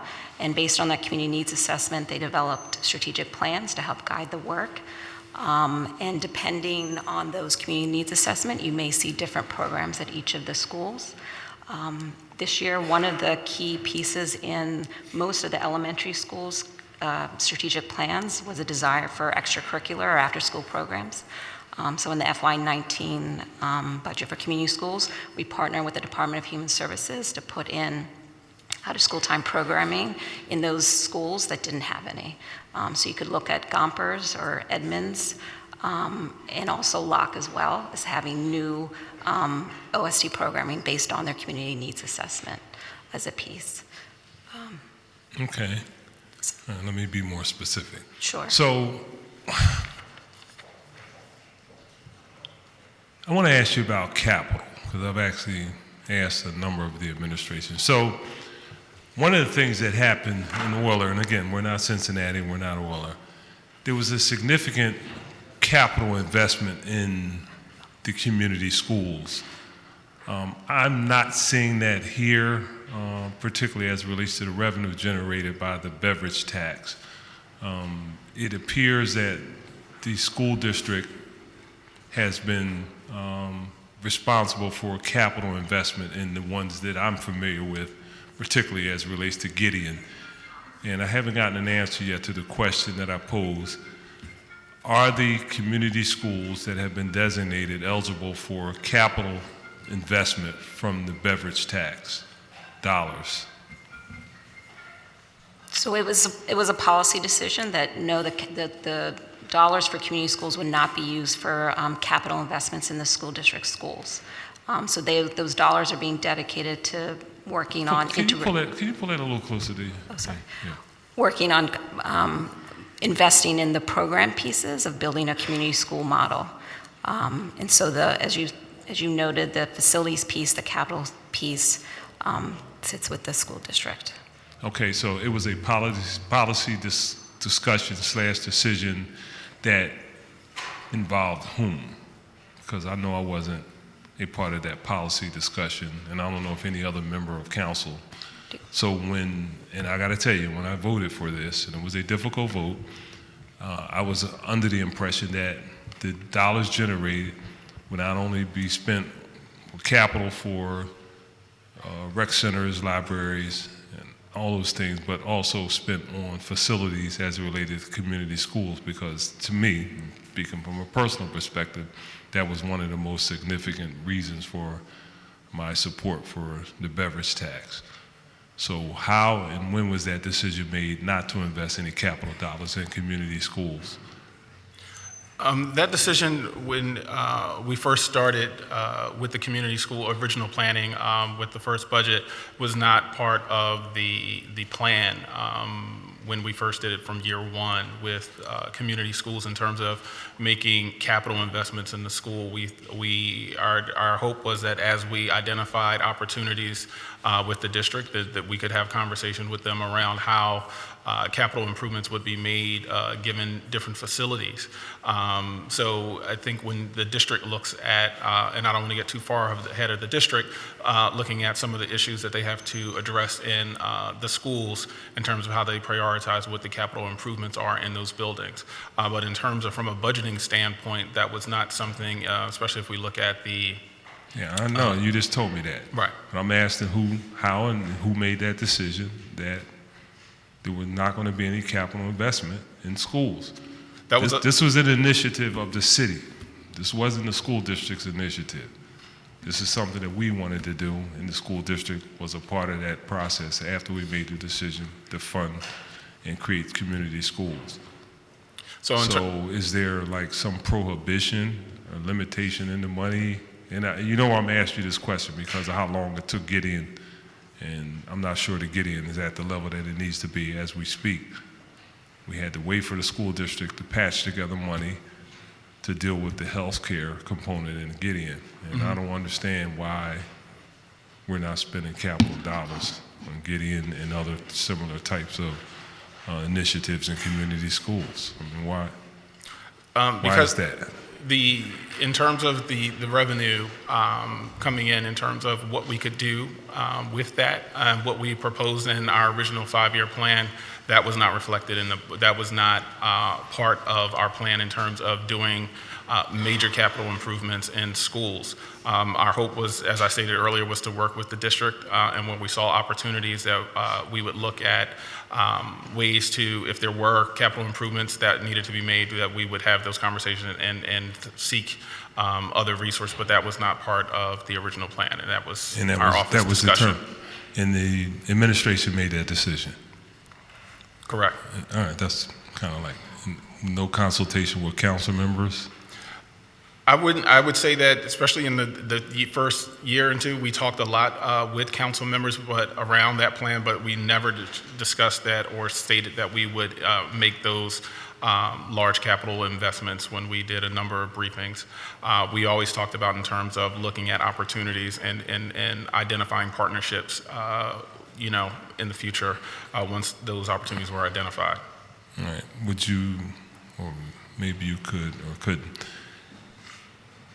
it may impede our ability to move in a timely way without additional capital resources and facilities where that was needed, given the school district's limitations on capital dollars to deal with crucial issues relating to environmental challenges with schools. They were probably the least likely entity within that partnership to be able to have additional dollars to come forward and deal with issues that frankly was our initiative, the city's initiative. So I'm just trying to understand why when we step to the plate and try to facilitate support for capital needs in community schools, seeing that our fund balance was much higher than the school district's fund balance, and our ability to entertain capital improvements, because the beverage tax was our tax, the city of Philadelphia's tax, and not the school district's tax. And you may not be able to answer that question today. I understand that was probably a determination made by, whatever level that made that decision. So I guess my question today, and you may not be able to answer this, as we move ahead, if there is a need for capital investment in a community school, because it's going to happen based on what I've been seeing, and is that decision set in stone to not invest in capital needs utilizing beverage tax dollars? I guess in terms of when you say, is it set in stone? Like I said, we would look at future opportunities if there was an opportunity where we saw that, but it is not reflected in our current budget proposal that we have this year and moving forward. I would, like That's I said, why I'm asking the question. Yes, I would understand, and we are happy to, and I'm happy in our offices to meet with you and your team and other council members around some expectations that they have and see if that's something that we can explore moving forward. Yeah. All right. I mean, it was a big capital investment in the initial model, which was Euler. I mean, a big capital investment. And when I look at Gideon, I'm a little, frankly, disappointed in the scope of what we've done and the pace with which we've done. But anyway, I won't get into that. All right. Okay, I'm going to pass it on. I'll come back to that. Chair recognizes Councilwoman Parker. Thank you, Mr. President, and hello to each of you. As we were moving forward with our pre-K PHL plan, in the summer of 2016, my staff called 267 pre-K providers in my district. We ended up surveying 139 of them, and we yielded a 52% response rate, which I think was a very good sample size to ensure that we were touching base with our commercial and home-based providers. With that being said, I would like to know from you, and I'm looking at the last bit of data that we received relative to the city, and then the data for the ninth district, and I want you to tell me if there have been any changes. I know in the ninth there were 16 centers, 359 slots allocated, 347 were filled, and the average fill rate was 97%. That was just the ninth. In the city overall, we had 88, 2,234 slots, 2,063 were filled, and that was a 92.3% fill rate. Talk to us about where we are today specifically. Shantae Brown. Good morning. I'm Shantae Brown, Interim Director for PHL Pre-K. So I'll start with Council District 9. You are right. You do have 16 total sites. That's 382 contracted slots for that council district. And that is a 99.5% average fill rate. So hold. Ninth district, did you say a 99% fill rate? Yes. 382 slots allocated? Yes, and 380 of them are full. Now, I want to give credit to you all because I think you have done a great job, but I want to give a strong shout out to my staff, because this started with us on the ground. The work that we did, I'm talking about not just the big guys, because you know my priority, let me be quite frank, has been improving the quality and access of my home-based providers in the 9th Councilmatic District. So that meant that they also had to go out and canvass. Now I know you all don't do the politics, but just so you know, canvass meant that they had to go out and knock on doors of homes of people they didn't know, but where it looked on the outside like they had a home-based daycare there so that they could get access to the information. With that being said, I want to say a special thank you to my team because their work paid off. I also want to ask you now, of the city-wide sites, how many of them would you consider to be commercial and how many residential? I would have to get back to you. I do know that in our system we have about 20 family providers currently, but I can get you the exact. So when you say family, I'm thinking of home-based. Yes. Are we saying the same thing? Yes, we are. Okay, so you said about 20 home-based? Yes. Now, so for me, that is, that's the rub, right? That's the rub. How can I get more of our home-based providers engaged in the program? So when you've talked to them, what have been the barriers to entry for them?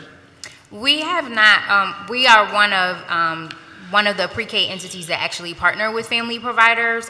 Some of the other two, the state program does not when it comes to the school district. So I think that's a benefit to our program is partnering with family providers. We have not really, none of our family providers have expressed any real disdain or hardships in being able to partner. I think it would just be getting the message out about the benefits to participating in PHL pre-K and the benefits for the children in the neighborhoods. I think that would be the biggest message that we would need to provide to our family-based providers. So for me, I know your office can't support all of the pre-K providers, but since you mostly support those that are just actually in PHL pre-K, but we have to use this opportunity as a tool to get more home-based providers into the pipeline so that they are even in a position where they can participate in the program. And I know one of the tools that we simultaneously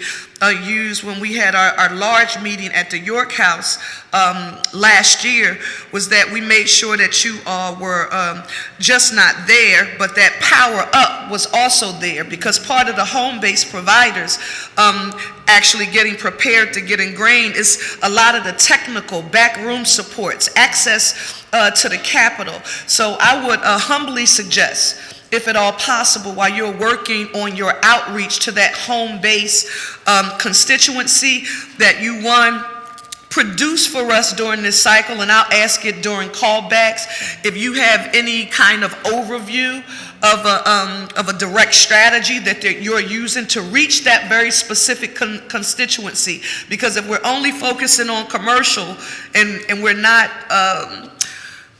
doing all that we can do to reach the home-based providers, that is going to be very challenging, because almost on every other block in every other neighborhood, we have multiple. So I just want to make sure that that is something that is done. In addition to that, I wanted to just echo Council President Clark's comments relative to investments in community schools. Edmonds is doing well under the new leadership, and he can have an impact on what is going on inside of the building. But no matter how many volunteer efforts that we have to go and paint inside, people, I'm talking about the private sector now, who they've expressed an interest in helping us improve our schoolyard on the outside. It is very difficult when the infrastructure is crumbling. And so I do want to state for the record, Mr. President, that I will be working very hard to also advocate for the use of a portion of these funds to make capital improvements. Again, we know what Councilman State Senator Vincent Hughes and his research, they did an awesome job with the improvements, the facility improvements, infrastructure improvements needed in the school district. It was a $5 billion price tag. We have a coalition that has been formed, and we're going to talk about on Friday our campaign this year to secure resources to address the infrastructure issue. But I think, Council President, your laser-like focus on that, we're not talking about the overall big challenge, but let's specifically carve out access to opportunity for those community schools. Not does it only, Mr. President, make good economic sense, it's worth taxpayer dollars. So I just wanted to echo those concerns, and if I'll be interested in hearing what your office's and the administration's response to that will be when you come back before council, because even if not all, because we're talking specifically about how many community schools do we have now? 12. We're talking about 12, and then we're talking about adding, is it 5 more? Correct. Right, so that would get us to 17? Correct. How very specifically, for the dollars allocated for each of those schools, can we make a portion of those dollars available for capital improvements? And I listened to your response to the council president, so I don't expect a response. I just wanted to, on the record, echo concerns about that. Thank you, Mr. President, for your leeway. Thank you, Councilwoman. We'll always give you leeway when you're like echoing the sentiments made by the chair. Thanks, Councilwoman. Chair recognizes Councilwoman Bass. Thank you, Mr. President. I just had a couple of questions on community schools, and the first is, well, actually, good afternoon. Start there. But my first question is, I was surprised when I heard that extracurricular activities were part of the community schools program. Did I hear that correctly, or? Yes. That's something that is being done through community schools now? Yeah. Because as far as I had known, the school district had always provided some level of extracurricular activities, so that's not the case anymore? No. Is that not? It's Well, school, go ahead. Just to clarify the difference between extracurricular activities versus out-of-school time. What we are supporting are out-of-school time activities. Schools and school budgets that can manage those extracurricular activities like sports or certain clubs, those schools are still responsible and Okay. are responsible for those EC extracurricular activities. What we're doing are out-of-school time activities. Right. What are out-of-school time? Can you define the difference? Or Sure. tell So us the these are in difference? partnership with the Department of Human Services out-of-school time funded programs. So these are 5 days a week, 3 hours a day. So those are considered traditional out-of-school time programs, and those happen during the school year. And they also offer summer camps for 6 weeks as well. So it was investing in those types of programs that, again, are 5 days a week, 3 hours a day. So I'm trying to understand, so the difference between extracurricular activities sponsored or held by the Philadelphia School District versus out-of-school time activities that are sponsored by community schools. So what, can you give me an example of what are out-of-school time activities? So Oh, you can do out of school time and I'll do EC. You can do. So for example, at Locke Elementary, we have Episcopal Community Services. So they offer various arts programs. They can do STEM, depending on the program and what they're offering, it may shift. But that's one of the pieces, and they offer various additional activities like sports and other things as well. But you can speak to So like EC, as a principal and former basketball coach, like basketball is a extracurricular activity that is funded by the school that would not be funded through out of school time slots. So because I think of things like art as being, programs that would be offered by the school district as well. So I'm just not really clear in terms of exactly what we're offering. And I guess my surprise is that I thought that when we talked about community schools, and I guess it's just, what your assumptions are. But my assumption was that the programs offered by community schools are programs that are not traditionally offered in our schools, such as extracurricular activities, sports, art, things that, programs that kids can go to after school, but more neighborhood building, family building, community building around community schools. So I guess I'm not really clear, like how much of the out of school time stuff are we doing, which sounds like it's still important work, but how much of the other community building stuff are we doing as well? Because again, that's what I think a lot of folks thought of when they thought community schools. So I think, so when we think of community schools, we think of 7 different core components. So one of them is expanded learning time and opportunities. Okay. It's also the integrated health and social supports. It's thinking about specific things around school climate as well. And to your point, the family and community engagement. So the other areas in which we're investing as well, I hope you've seen our FY20 budget, are the adult literacy classes. So ESL and those other classes as well, and those are held at the school and to bring in parents, but also community members as well. We also engage with the Office of Arts, Culture, and the Creative Economy to invest in community public-facing arts programs. So those could be jazz concert, those could be other things as well. So there are other key investments that do bring in the community, and again, depending on the needs of that specific community, there could be other community-focused events and activities and programs that come in to attach the community. Are these programs throughout the community schools network? Are Are they evenly distributed, or do some schools have more programs than others, or? Yeah, so the adult literacy, those are throughout the community schools, and again, that is data-driven. So some of the schools, there wasn't as much demand or need, but for example, George Washington has a high ESL population, so we have actually 4 ESL classes there. So again, it's driven by need. All of the community schools have the arts and culture, the engagement with the Office of Arts, Culture, and the Creative Economy. That's every school has that. And the out-of-school time will be across. Right now, in FY19, as I said, we invested in the elementary, but now it'll be K through 12. And so looking at the high school, that'll mean focusing on summer jobs as well. Okay. So can you give us a list, a breakdown of the programs at each community school? Sure, I can provide that. That would be most helpful, so that we could just get a sense. I understand, and it does make a lot of sense that you might have ESL classes in areas where there are there's a larger immigrant population and a non-English speaking population, and you want to try to be helpful there. I also want to make sure that in other areas where you have a majority low-income minority community, that there's the appropriate programs and services, such as GED services, that, we have multiple classes there, and things of that nature. So I'd like to see a list, if you could provide that to the president. That would be fantastic. I still have time, right? That's time. Okay.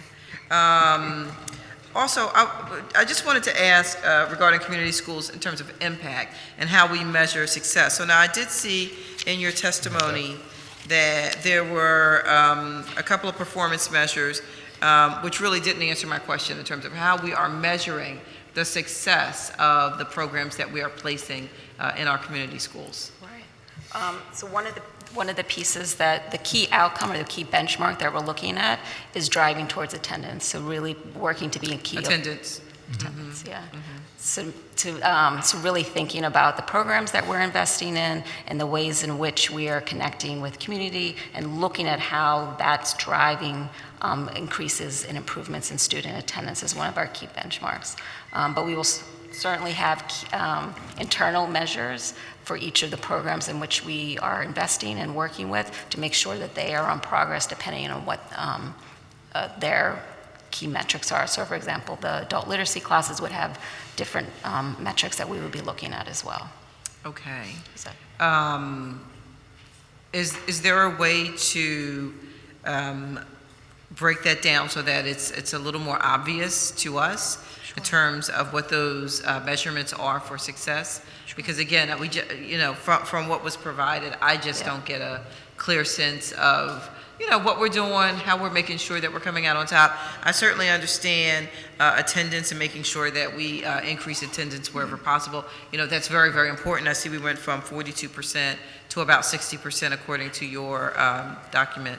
yeah, on attendance. Yes. So that's the target. But that's the target. Okay. Yeah.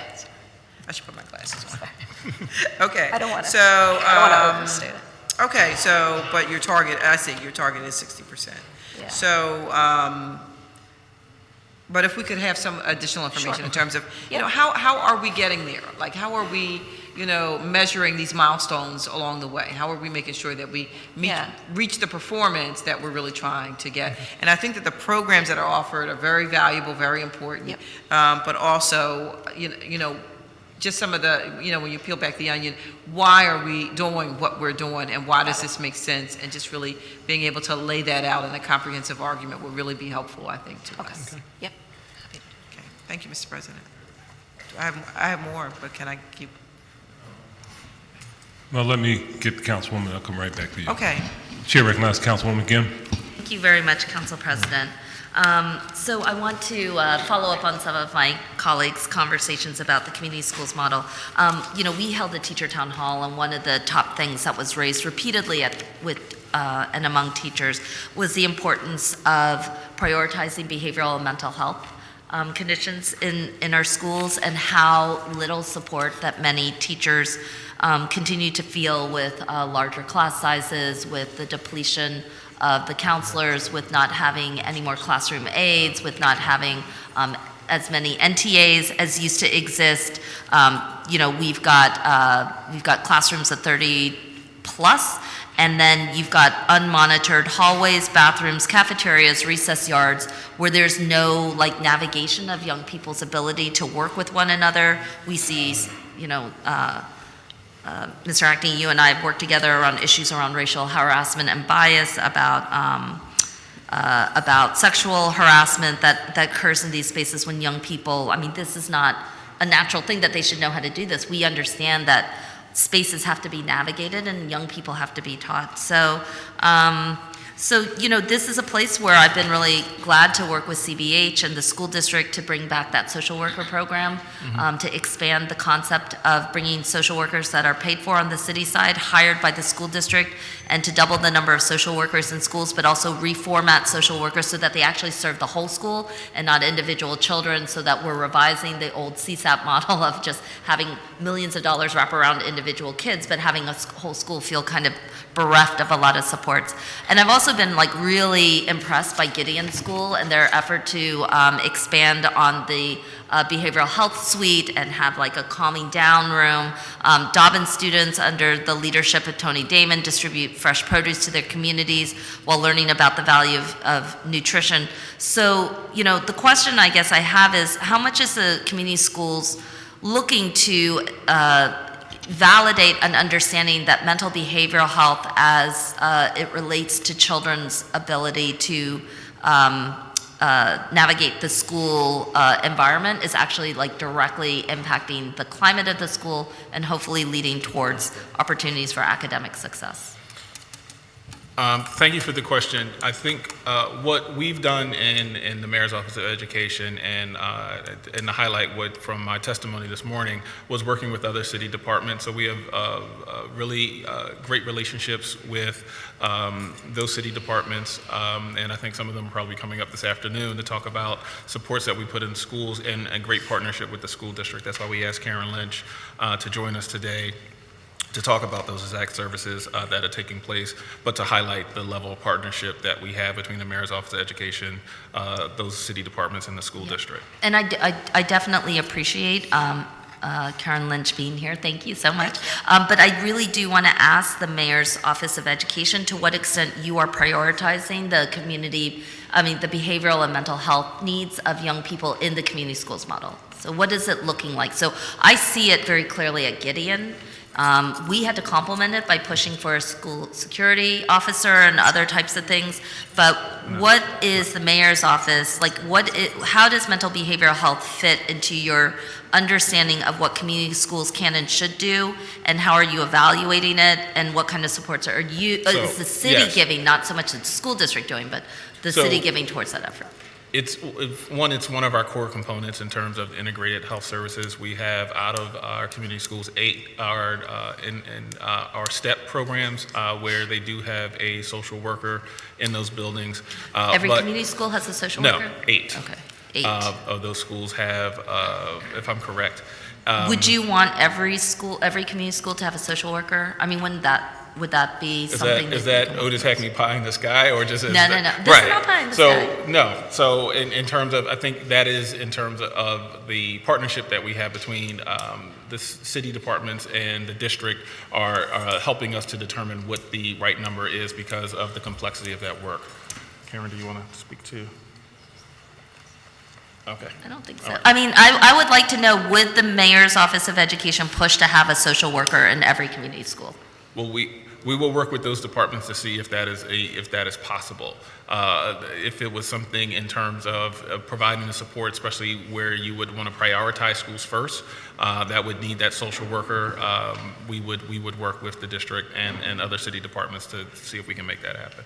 Because my understanding is that CBH may actually be expanding its social worker model, and if that is the case, would the mayor's office make the case that community schools should have a top priority for any additional social workers?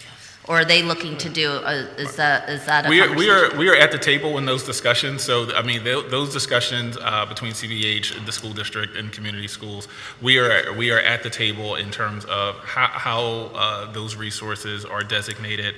But we want to be very thoughtful to schools that are community schools, but other district schools that also may be of high need that have not been designated community schools at this time. When the community schools did a survey of need amongst its own, I think you did an early survey, right? Mm-hmm. What would you say was the number one need that was cited by most of the schools? I'm trying to remember from the year one. Yeah, I mean, I would certainly say behavioral health was a key need. And again, to reiterate what Otis said, I mean, the community schools that are part of the STEP program are part of the STEP program because they're community schools, so they are being prioritized. Oh, sorry. No, can't hear me. So in that sense, I mean, we are working with the departments to make sure that community schools are prioritized. But again, that is a conversation with the school district, looking, obviously, to your point, looking at the data, making sure that it's the right resource for that school. Is there any downside to social workers in schools? No. Okay. I mean, part of the reason why I ask is because I think this is a newer partnership and we're trying to build out a sense of understanding and public will, and to the extent that, I mean, the school district is already working hard in this area, CBH is working hard in this area, and I think what I'm trying to understand is whether the Mayor's Office of Education is not just at the table, but whether there is a big push in this area, that this is an area where I think, you know, when we talk about integration or complementing of city services with our school district, this is one of the areas where we have DHS social workers and CBH, and we've got federal grant access. Is there a possibility that, like, a unified push together between the district, CBH, DHS and the Mayor's Office of Ed can actually help accomplish what many people thought was impossible, which was to really get a synergy around this effort? The answer to that would be yes. We would very much like to see that. Okay. And I'll come back for a couple other questions. Thank you. Thank you, Councilwoman. Chair recognizes Councilman Down. Thank you, Council President. Good afternoon. I have a few questions. The first one is, how many of the pre-K providers have had their Keystone Stars rating upgraded since taking part in Philadelphia pre-K? At the initial start of the program, we had 39 growth providers. So 35 of those folks have moved into quality. And we've had 3 that have exited the system since the initial start. So those folks did not move. But the folks that are still here, 35 of them have moved. Okay, thank you. The performance measures show that through December, there were 2,120 students enrolled in Philadelphia pre-K. Any idea how many might be enrolled now?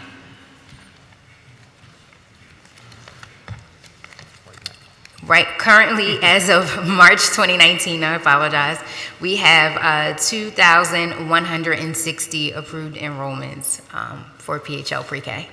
2,160, okay. Yes. And I don't remember the numbers when we approved the program. What is the rough cost per seat in pre-K? The allocation for providers is $8,500. $8,500. Yes. And that is aligned to the state rate for pre-K counts providers as well.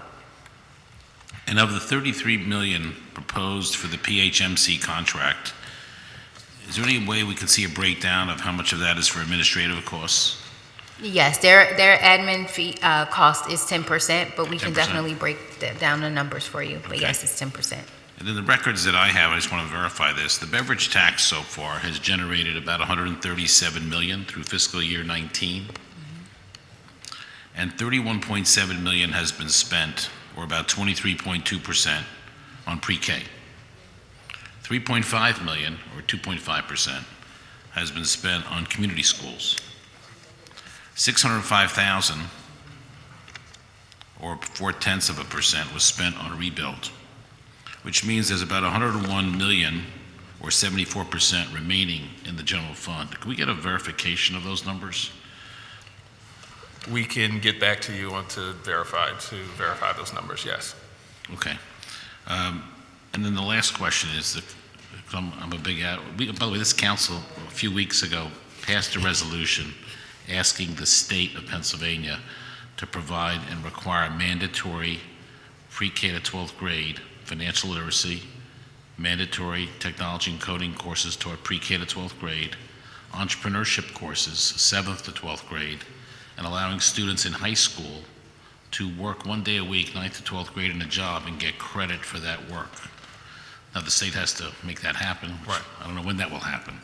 But for a moment, and we're talking about community schools, is there any way we could adopt some of those ideas into the community schools? For example, like financial literacy and maybe some of the technology? Yes. Yeah, and one of the areas in which we're beginning to partner more deeply is with the Office of Workforce Development around really thinking about how we put in place a career development framework.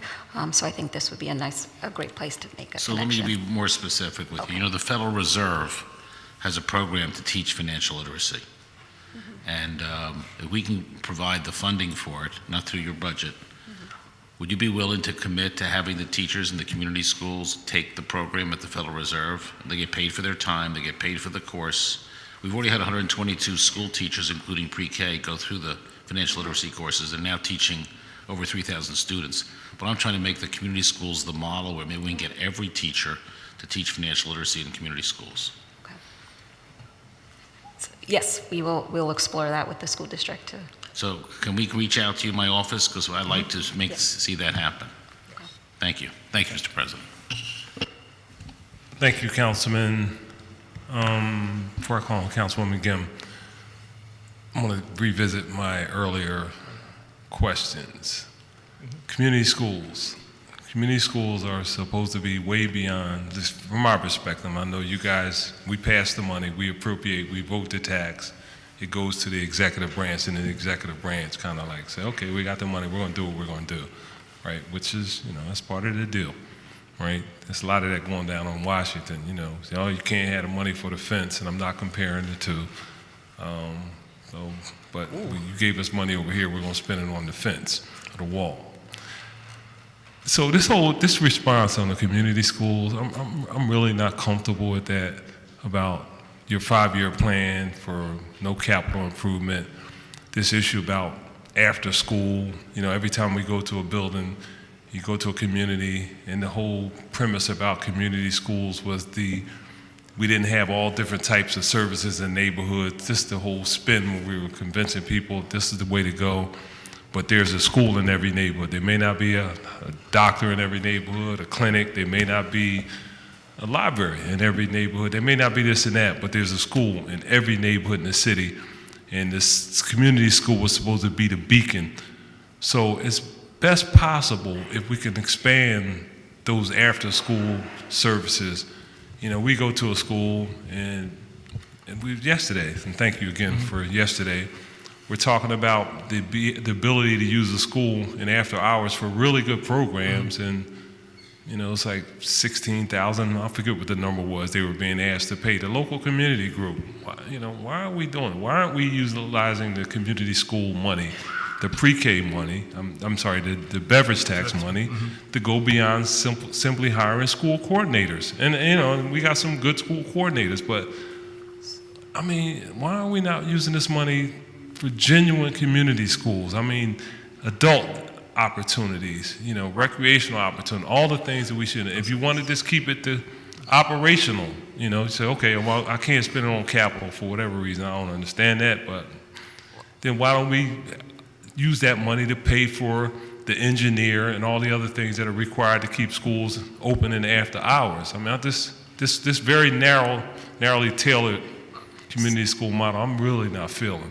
So it may be that I misunderstood when you talked about capital investments. So the community schools model, the community schools are paying to keep buildings open for community activities. So the adult literacy. They are? So Yes. you have to be a community school to have the building open after hours, to get paid for. Because we went to a school, not to cut you off, but we went to a school, and all the schools, you got to pay. These community groups have to pay to keep the schools open after hours. Correct. So that has been a policy of the district in terms of if organizations want to use the buildings Forever. after I hours understand. or weekends, that they would have to pay a certain cost. With community schools, if there are programs that are in partnership with us or certain programs, so like at Dobbins is open on Saturdays. There's Okay. a number of programs that take Paid place. for by And it is under the beverage community money? schools umbrella. Okay. So I think what is not highlighted in our budget detail are actual programs and events that are taking place. And I think what might be helpful is, because we do weekly reports, that we could provide summaries by school of different type of events and activities that are taking place after school and on weekends, and that are in partnership with our office in the district in those schools. Okay. So it's hard to capture all of those in terms of food drive activities to, like I said, the adult education classes that are taking place, but also, the highlight Dobbins, like Get Fit Saturdays at Dobbins are, and they are well attended by members in that community. Okay. To even programs, and Christine probably can speak to it better, in terms of there's a partnership with adults that are going into the culinary arts field and trainings that have been hosted in partnership with our community schools. Right. And Dr. Damon is a great Okay. partner with that. So no, we Okay. can So we're highlight a doing number that. of programs. Oh, Okay. yes. I'll Yes, sir. withdraw that, and I'll shift back to capital. All right. So, but I just want to say that, and thank you for that information, because the need is way beyond just simply the daytime hours. It's probably to some degree more so because we have to deal with the adult population in these neighborhoods. We're making progress with our children, but we're not making near the progress that I like to see for the adult educational process, skills gap, the whole 9 yards, dealing with poverty. So those community schools are really something that we should utilize in full force. So I'm glad to hear we're doing that. All right, okay, just wanted to piggyback on that, to emphasize the importance of that. Chair recognizes Councilwoman McGinn. Thank you very much, Council President. So one of the, I'm interested in learning and hearing from you, like what you're learning about community engagement and our community schools. In particular, do community schools manage parent and community engagement different from district schools that you feel like? I've heard from a lot of caregivers and organizations, institutions about the struggles that many schools have to maintain, like what used to be a parent ombudsman role, but a community-based role to help people navigate attendance issues, academic supports, behavioral concerns, and the loss of that parent ombudsman community contact has been profound for some of the communities. So to what extent do community schools have a different point of contact for parents and other community members? And is that something that the community school coordinator directly plays, and are you studying it in any way? Yeah. So I think it depends on the school, and but there's a relationship with the FACE staff that's there and the community school coordinator, and really thinking about how to work with parents, but also with the community as well. One of the areas that we're working to focus on as we move forward in FY20 is we've put in an application for a VISTA to really think about how to structure more parent and community involvement in the school in discrete ways, so being able to make that a stronger structure. Yeah. Does that answer? Go ahead. So in terms of additional pieces, our offices work very closely with the principals. I know in our schools, in terms of like when it comes to parent and student surveys, trying to increase the number of responses because that information is beneficial to us and to the district and to obviously those principals in those buildings. And also what they're able to do during their school day, because they're not limited to the building, so they can go and do continuous outreach to different partners that are in the community and align resources that are there, so that way they can do that additional outreach. To highlight a program that just happened is at Gideon, where our students worked with a city department and did an asset map of their community in Strawberry Mansion. And so there was, the students out learning about what resources, or lack thereof, they learned a lot about their community, but I was in a program that took place over a number of weeks, and they presented their findings here in the city regarding Strawberry Mansion. So that level of outreach and getting, so working, from the outside in, but also getting the students out to look at their neighborhood in a different way, we also include in terms of that, how they engage people in the community, but also the community itself. Yeah. So I want to say that I'm very deeply invested in the community schools model. I think it's something that we've fought for a long time. I think people have really thought about, what ultimately it should be able to do, especially when we're trying to define a much healthier and holistic vision of not only the rights of a child, but like the role of public schools in a complicated 21st century, especially in our city, where there is a lot of competition around other alternatives. I would just urge you to, especially as a community schools coordinator, that depends on the school is not exactly the best approach. Like part of the issue is that we want a disciplined approach towards how we look at the very limited resources that both you and the school district have. And the strongest thing that we lacked in the prior administration was the ability to integrate the city services, our strengths as a city, with real deficits within the school district. I would say that one of them, which has been clearly identified, is around behavioral mental health, and that there's a lot of opportunity to do that. But the other one is around that community input. I know that Mr. Hackney knows this really well, but that many communities feel so isolated, and once you burn that bridge with a community member or a parent, those things last a long time, and people lose trust, and they talk about it, but on a very much more serious level. Truancy is one of the #1 reasons why children are removed from their families. It has massive consequences. If the school district does not have the ability to meet the needs of parents and community members who are trying to figure this out, or like we're not following up, you know, the community school ability to address attendance truancy would go a long way towards like meeting a lot of city problems, not just school district issues, but it is a really close alignment. So we can talk further. Yeah. Yeah, thank you. And then the last question that I have is, as you expand to 20 more community schools, what are the metrics that you're using to look at this last batch of schools? And you know, you have a huge number of schools, dozens of schools who are clamoring to be part of the model. What are you hoping to fill out? What are schools that you think are missing from your cohort that you hope to include in terms of better understanding what the possibilities are of this model?